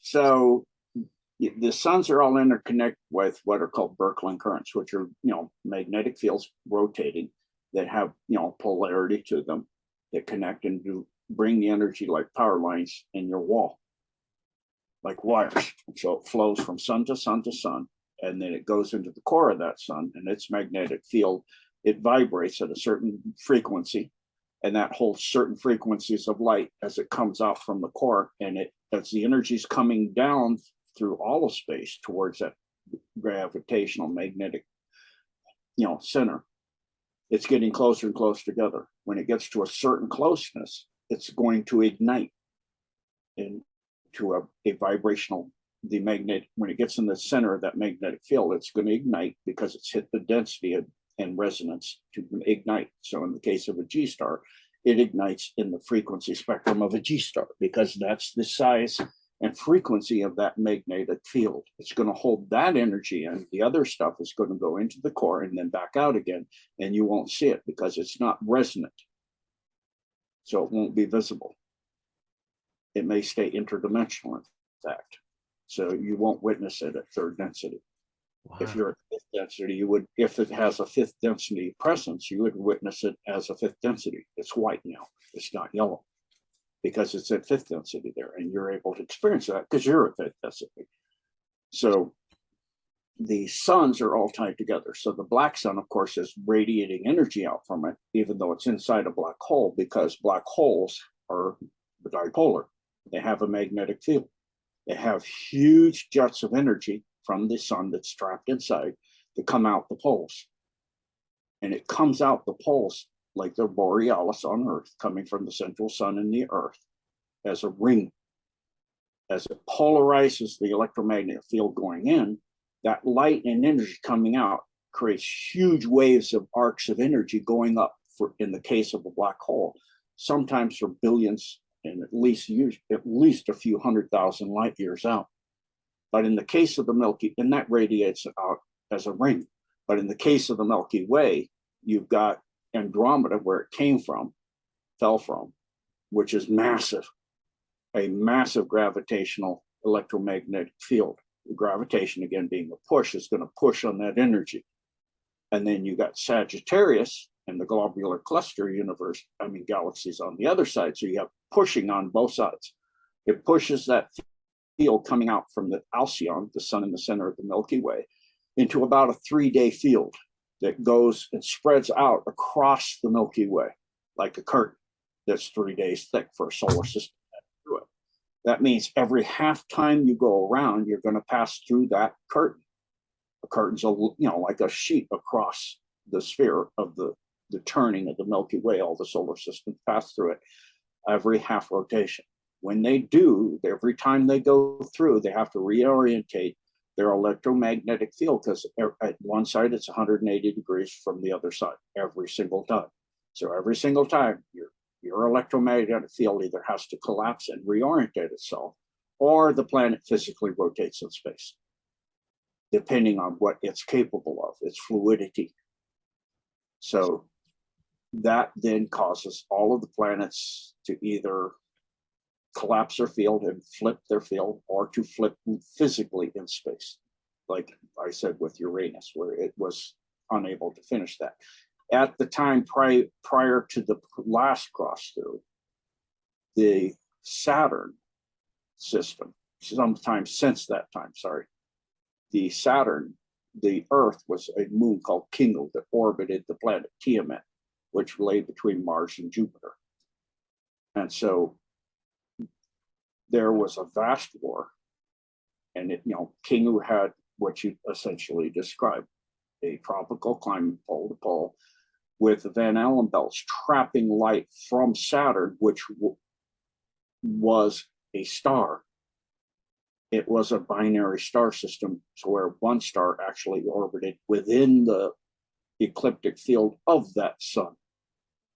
It's not another solar system orbiting a solar system, like in the case of Nemesis, the binary star system, or trinary, where we have Nemesis and its 7 planets, 4 of which go through, 3 of which pass through through our solar system, And then you have Helion, or not, excuse me, Clarion and Matria, which is a huge planet with a solar system with just one planet that passes through our system at about every, forget the cyclicity, I think it's 50,000 or 50 million or something like that years. It's a long time. It's definitely in the million, I think 500 or at least 500,000, five something. I can't remember right now. I have to look at my notes, but it passes through. So in the case of Saturn, it actually used to not have rings, and it was a star. But the cabal, a demonic called Satan, crashed into the interior and ejected material out, creating the rings. And then they have craft in the rings to maintain them. So they maintain their cohesiveness. So you've got many, many, many, many rings. They label them A, B, C, D, E, F, G, H. And so you have, if you read the book, The Ring Makers of Saturn, they describe this. That's an antenna system. It's a loop antenna so that when the souls are trapped by our moon from the Thoth system, they're beamed, they're captured and reflected into the center of the moon, which has a gravity trap. And then it sends them to the rings of Saturn. They are sent into the southern polar storm. They go into one of 6 holographic cities. They're tortured, tagged, and then they're sent back to the Earth when the torturing is significantly enough for the next lifetime to control that being. They're sent through the north polar storm that erases the memories. It's a hexagonal storm that is counterclockwise rotating. It erases the memories of the soul. So it's now has also, has Alzheimer's. It doesn't have memory anymore. And so it's then put in a new body of a new child. It's sent to one of 3 moons. That's either Tethys, Iapetus, or Mimas that have hexagonal dishes that beam it back to the moon, and then it's sent into a new body. And that's the soul trap system for this system. So when they blew up Tiamat, they got the material that the liquid mantle of Tiamat broke into, because it's bipolar. You got the top half is polarized in one field, the bottom half. So those liquid rock broke into 2 chunks, and they went and became the moons of Mars. And then the gas and the liquid materials went to become some of the rings of Saturn. And then the internal parts of that sun became the rest of the rings. And then you had the rocks material, the hard core rock material spread out over time. There's a, I think it's called Silver Strands program, where they traced all of the meteors in the asteroid field. And they brought them all, they come all back together to create a planet the size of what is called Tiamat, the correct size based on the lore of the Sumerian tablets, the destruction of Tiamat. And that happened how long ago? About 500,000. Okay. Wow. Not that long, pretty recent. And at the time, Earth was a moon, a mere moon. And so, of course, God knew. So he offered humanity all of it from Mars, from Jupiter, from wherever to get on Kinga. And then Kinga would be displaced, brought by God into its current orbit. Because the process of doing this, a lot of the field would have to change and would be ripped off the displacement, the movement, etc. So then it got the firmament, as it was known, or the energy field of the purple energy and all of that got torn off. In other words, the Earth lost her crown and her 6th and 7th chakra. And so she had to evolve back up. And in the meantime, she came to rest here. Shortly after that, another moon got displaced and went by Earth, not as long back as that, but only a few 100,000 so years ago, called Venus. And it went by and it cut the Grand Canyon in 3 days as it passed. If you look at Grand Canyon from space, it looks like an electric arc. It hit the Earth. And right outside of Flagstaff is a crater. The guy that bought it for the iron of the meteor that hit there. There was no meteor. And if you have a meteor impact, the material is thrown out such that the newer stuff's on the bottom and the older stuff's on the top. They go to to the ring around that, and the newer stuff's on top. If you burn with an electric arc, it's stacking it up, so the new stuff's on top. As it's burning, it's stacking up materials. It's literally vaporizing it, and then it condenses the newer stuff. When finally the arc stops, is on the top, because it's been stacking up and condensing. And so that's the first discharge. Just like you go across a carpet, you touch a doorknob, you get a discharge. But then if you still have a charge and you walk by somebody, you would actually have a constant discharge across their skin as you go by. And you would, if you had a high enough electrical potential, you would burn the surface of that person's skin, and they'd have a scar that looks like the Grand Canyon. Wow. Now the occupants or the life on Tiamat, what happened to them? And isn't there a relationship between Tiamat and the Anunnaki? Not so much.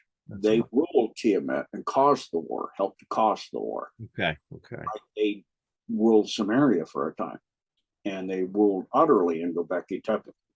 That's why finally, when the humans were able to throw them out of there, they buried the place. They were so sick with all the child sacrifice, and it reeked so bad, they just buried it.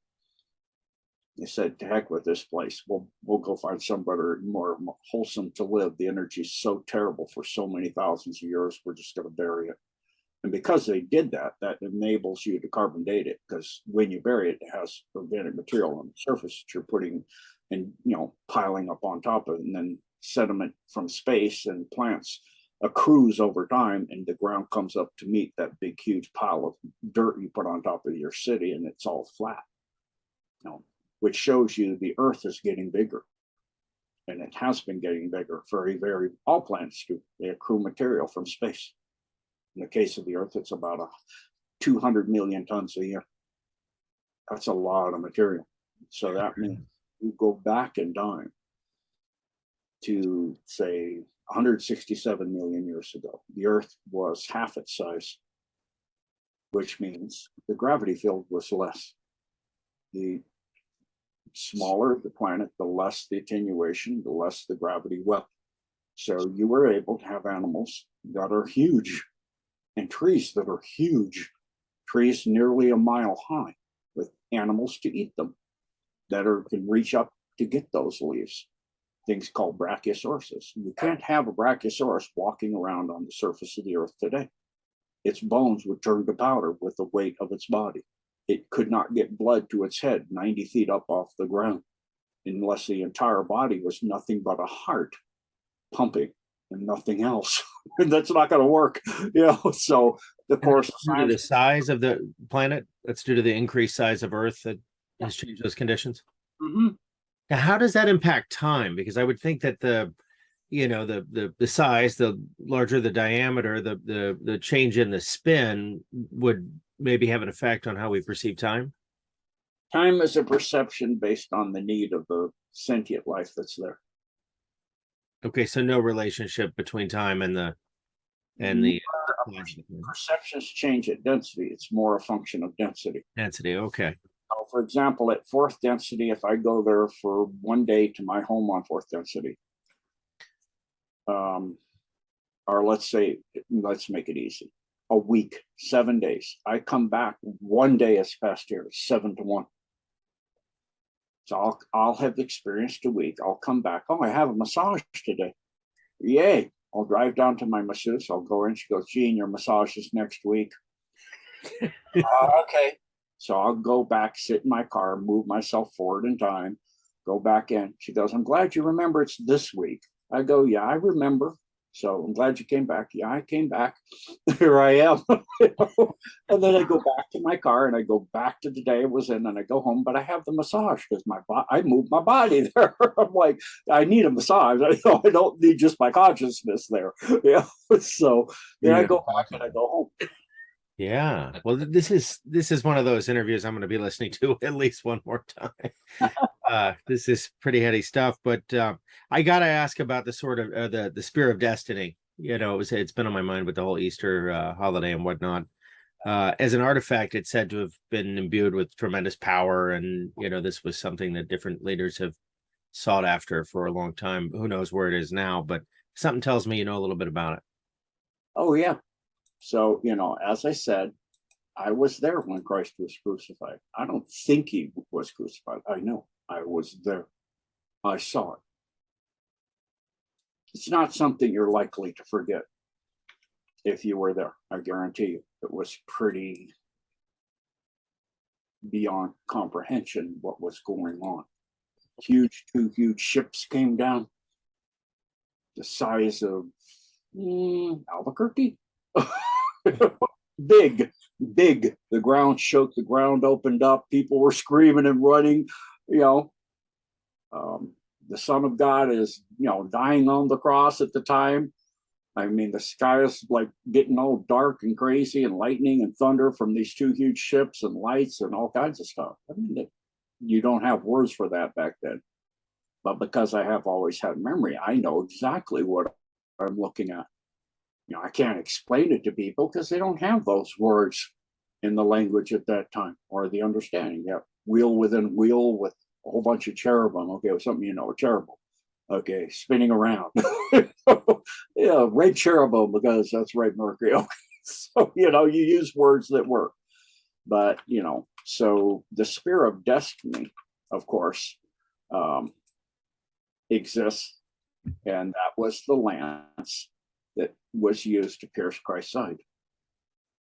And so that lance, because of the nature of what Christ was when he was incarnated, he is the Word of God, literally, in the flesh.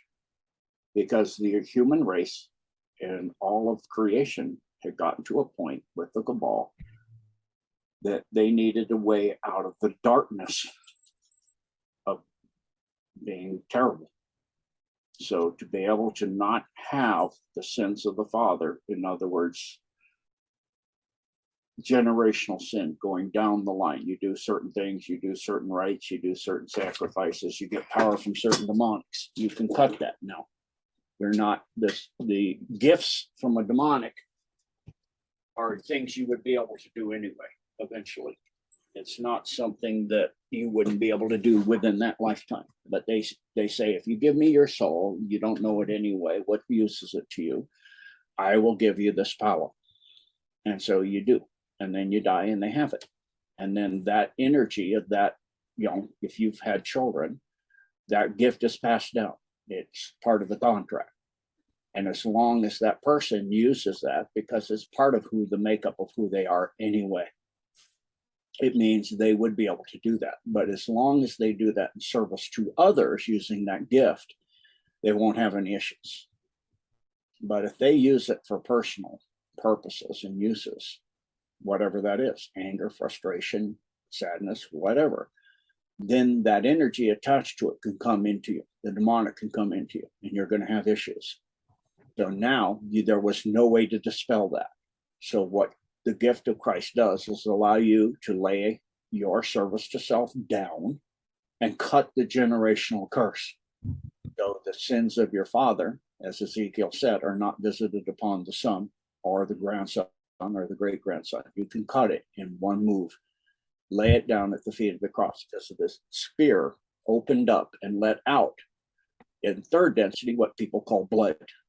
But Christ is not a flesh and bone, not in reality. What he really is in Mary, who said, yes, I will have your son, Father, the Father of all creation.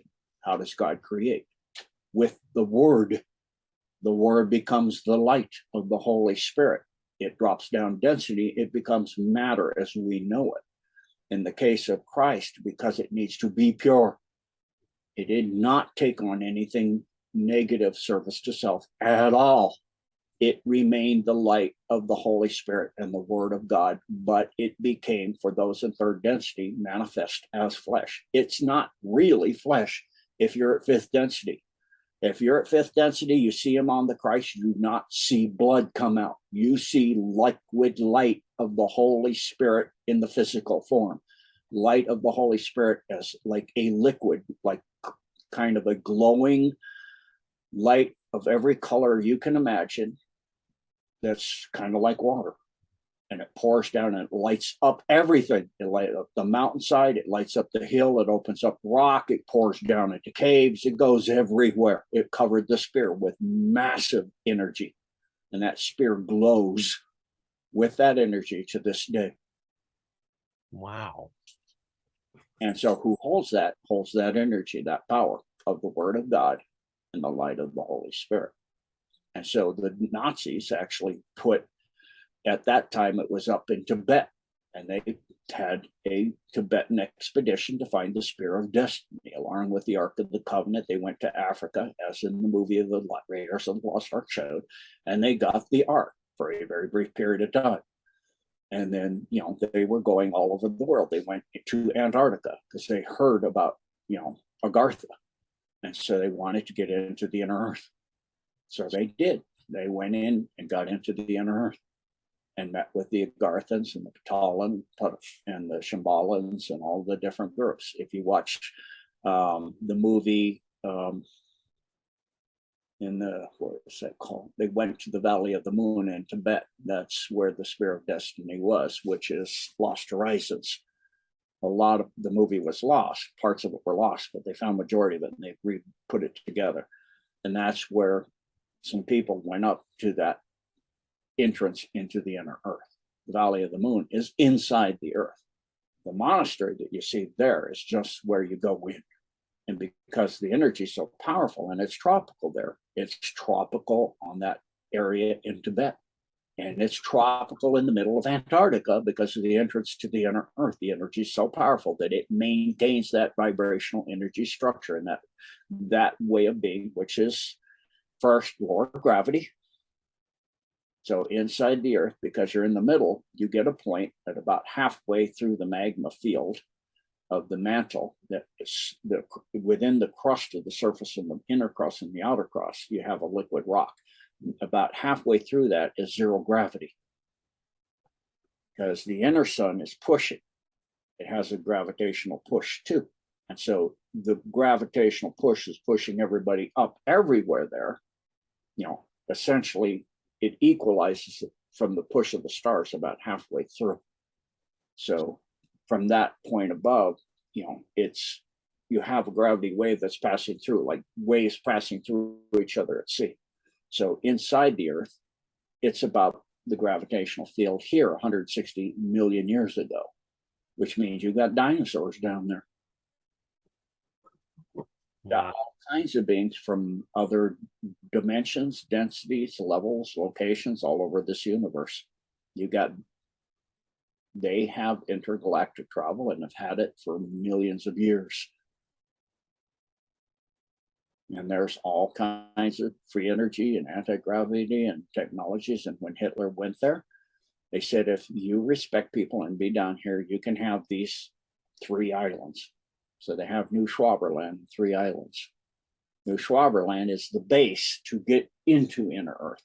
It's not the 3 islands they have inside the earth, but they have 3 islands that they're allowed to live in and to learn, to progress, as long as they're respectful. Because if they're not respectful, it won't be an issue. You'll just have the mind in an instant. The energy field here will put your mind back to 1 day old. Immediately, if you get nasty or vicious, you do something here. The energy is so powerful in alignment with the word of God. If you go outside of that, you'll just be put back. If you go significantly outside of that, it will destroy you. It will vaporize you. Like what happened in Sodom and Gomorrah.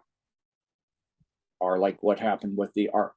The flesh will be melted from your bones, and then your bones will be vaporized. And that's it. You're gone.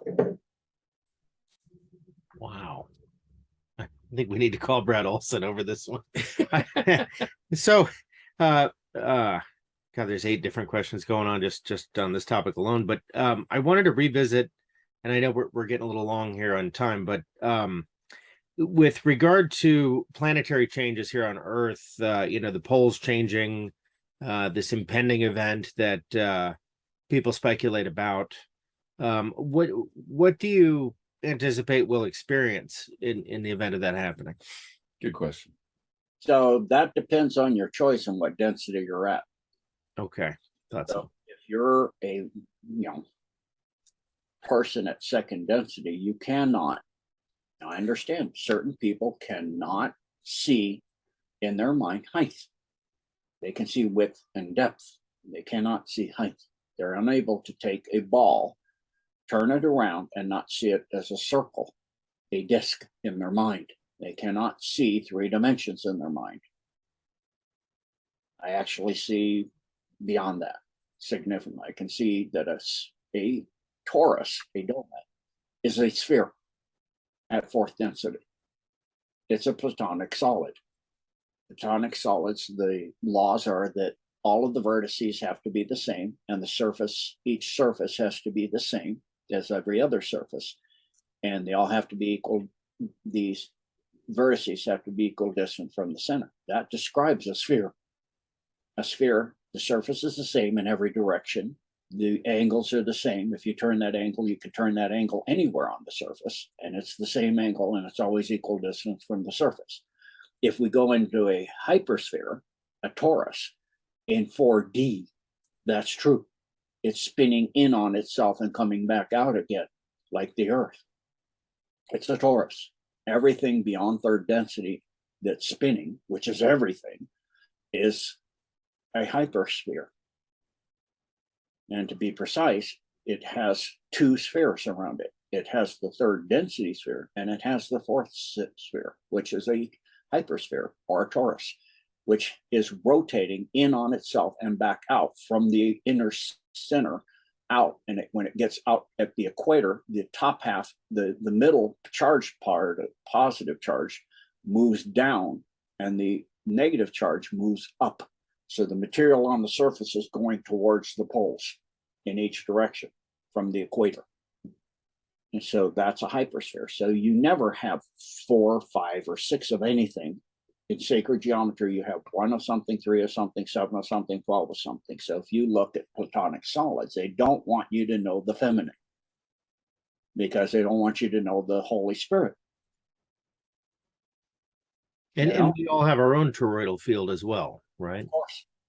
Because we're created by the one God of all creation. Everything it does, it has a blueprint. Sacred geometry is a sacred proportion called the phi proportion that it uses for everything, because it's a perfect balance. Everything is part of the next step up. It reflects forever out. So if you go from your tip of your finger to the first joint, and from the tip of your finger to the middle joint of your finger, that's that phi proportion. If I go from the tip of my finger to my wrist and tip of your finger to your elbow, it's the same proportion. If you go to full arm span, from the tip of your finger to your armpit, or tip of your finger to the other tip of your finger, it's the same proportion. And so the DNA does that. Everything in creation does that. So it's energetically, then we're spherical. Am I right? Mm-hmm. Yeah. Everything 3D, 4D. is spherical. Everything. Yeah. There's no, and by spherical, I don't mean a round, flat disc. I mean a sphere. You're stuck at 2nd density. If you can't understand this, it's not a problem.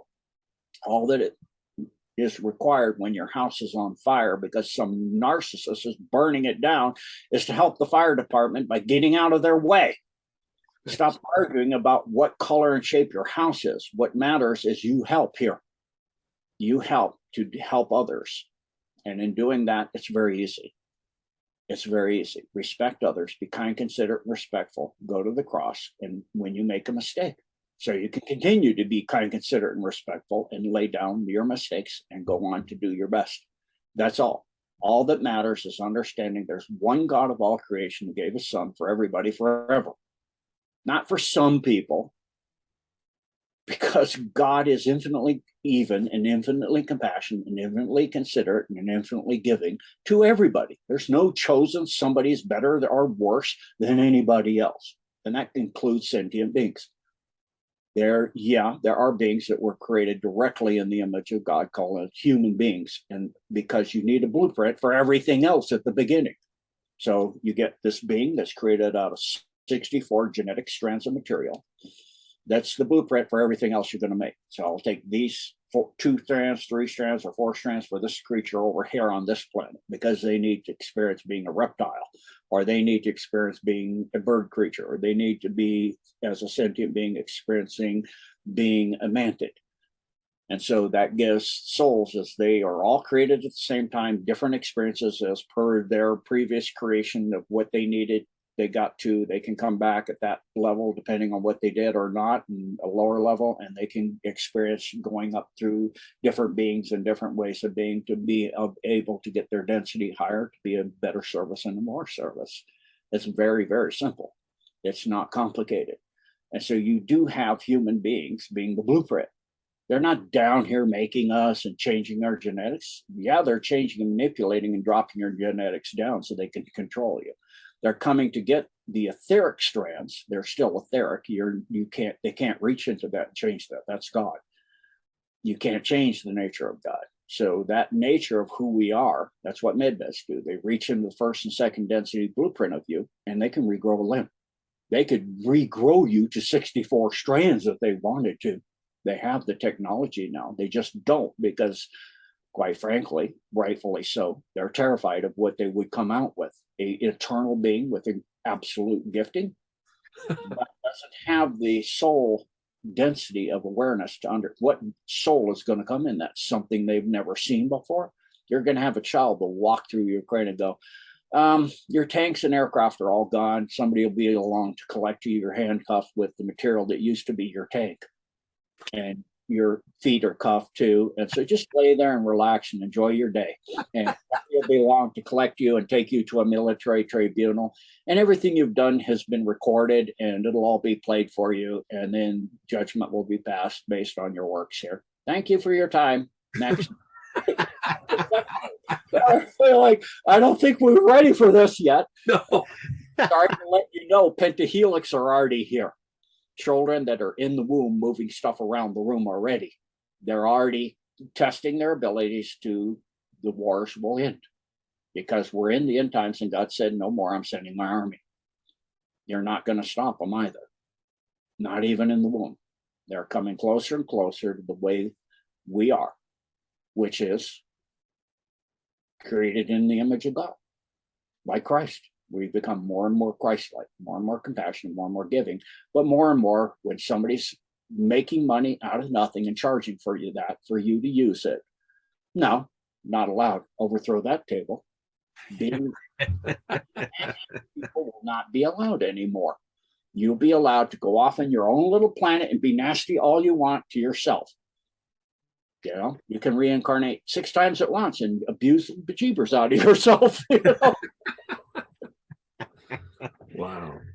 Well, on that note, we might as well end on a really good note and laughing. yeah. I mean, I could enjoy this conversation for hours and hours, but hopefully you'll come back and join us again soon, and we'll have plenty more questions.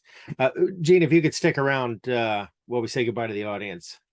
And are there any final thoughts that you might have before we go? And to let people know where they can find you, please. Yeah. So, and I'm going to try to get up on my free website, the Blessed for Service site, a list of all the platforms I do follow, like Alex Harris and Alex Cristoforo and Brian Benedict of the New Atlas, and Colonel McGregor and Scott Ritter, and Through the Eyes, it's a lady in Moscow, and all of these amazing, wonderful people that have lots of excellent information.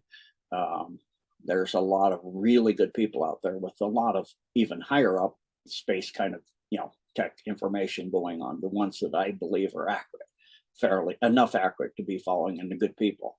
Right. There's a lot of that. I'll try to get that up on the blessedforservice.org website. It's free. And there's lots and lots of material there, and people can actually send questions in now to the Blessed for Service team that's all over the world. Put your location and all of that in there. And then there's filters that if you do that more than 2 times, you won't get back in again. You can go and look at the free material, but you won't be able to send questions. So we don't have people hopping all over the world. Nice. And then also I have I'm not Donald Trump, so I can't create my own, websites with no income. 2 of them. So I have my genedecode.org website. It's the only place I'm called Gene Decode except in interviews, because everybody grabbed Gene Decode, even though I trademarked it. It's out there all over the place. I don't have the income to go after the trademark violation. Right. So there's on Truth Social or social media, Telegram, the Blessed for Service has Real Gene Decode. On Rumble, I'm Real Gene Decode. But on my website, was able to capture it before somebody got it, and I'm genedecode.org.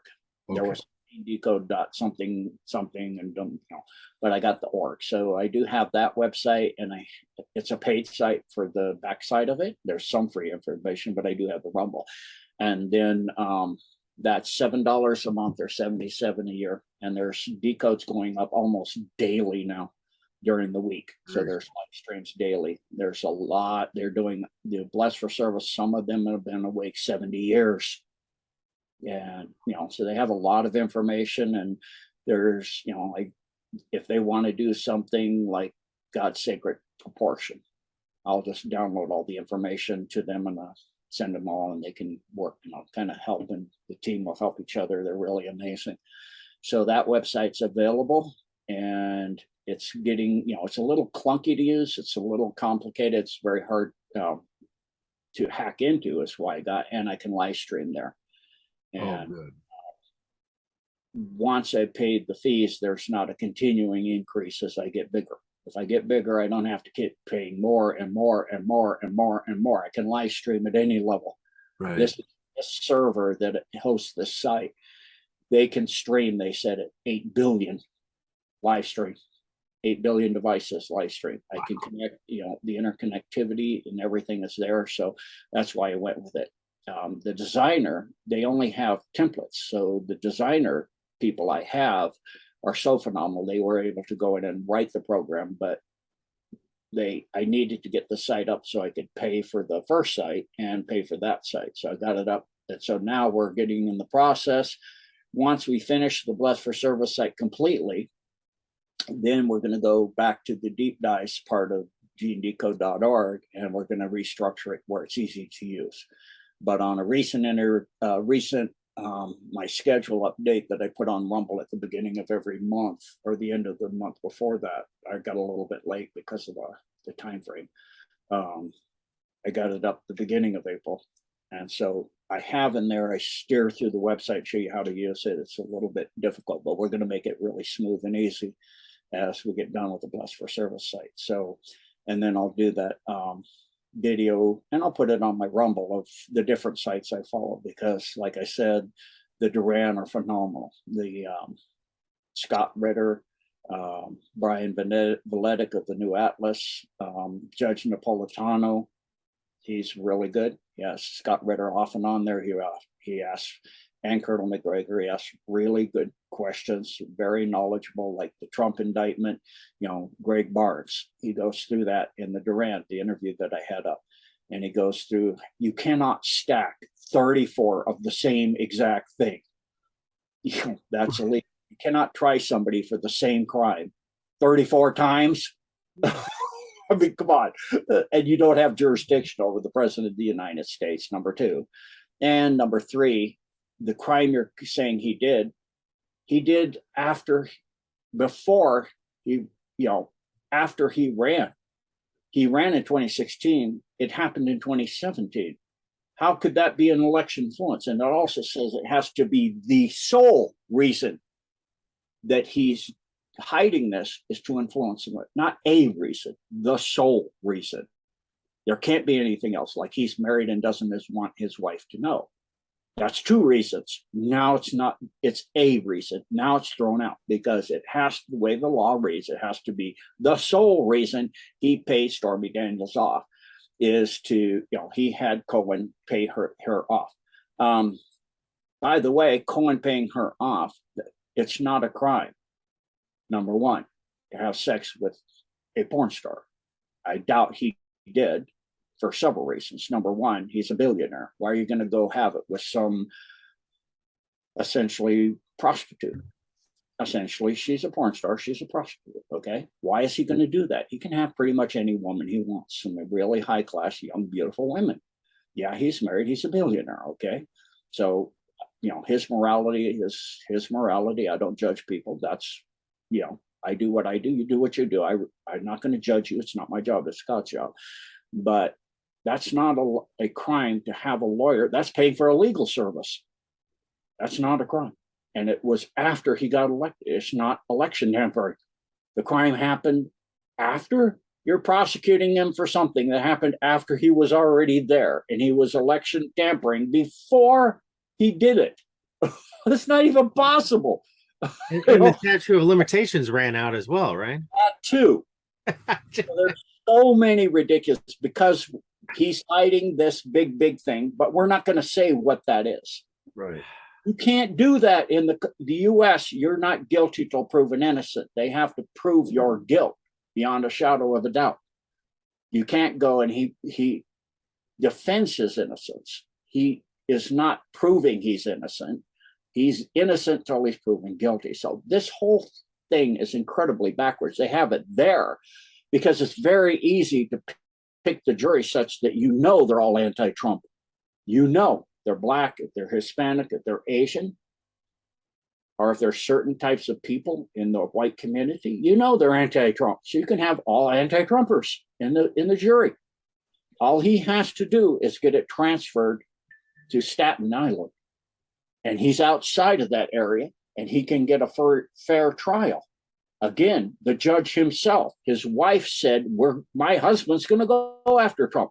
That's not a judge that can hear that case then, because that judge has a vested interest. He cannot have it. He's not a judge that can sit on that. He has a vested interest. He's not an impartial judge. Judge has to be able to be impartial. He can't be impartial. He said he's going to get him. His wife said he's going to get him. It's just like Nordstrom. We're going to do it. Who did it? Might be the people who said they were going to. You think? In public? You think? Of course. So, I mean, come on. He's going to get him, and now he's going to sit on the thing. Of course he's going to get him. It's not a fair trial. That's a kangaroo court. That's against the Constitution. They're saying if they can do anything. After they did Mar-a-Lago, yeah, they will do anything unless we hold them to account. Yeah. The people of the U.S. do what they're doing, not in the way they're doing it in France, and burning and looting and breaking, and the police are joining them and all that. Yeah, police join, and everybody go out on the street and say, no, block the judge from going to court. We want this court moved, this trial moved to a place where it's fair, where Trump can get a fair shake, get an impartial judge and an impartial jury, and with somebody that has jurisdiction over on a real crime, and not 34 of the same crime that happened after the fact. And it's not even a crime. It's not even a misdemeanor. So ridiculous. Yeah. Well, Gene, thank you so much for that. We'll say farewell to the audience and hang out for a moment. And everybody, thank you so much for watching. And you can find us on Rumble under Truth Stream with Joe and Scott. And please check out our Telegram channel if you just go to Truth Stream. I think it's very easy to find. So, and we're over on YouTube. If you yes, if you feel like giving us subscribe over there, that would be great for us. So thank you. Yeah. And we do have a Patreon for those. We are going to start a chat this month for subscribers, and people can come in, chat with Scott and I, just a way to help, because we can't go get normal jobs anymore. All right, everybody, take care. Thanks so much. God bless.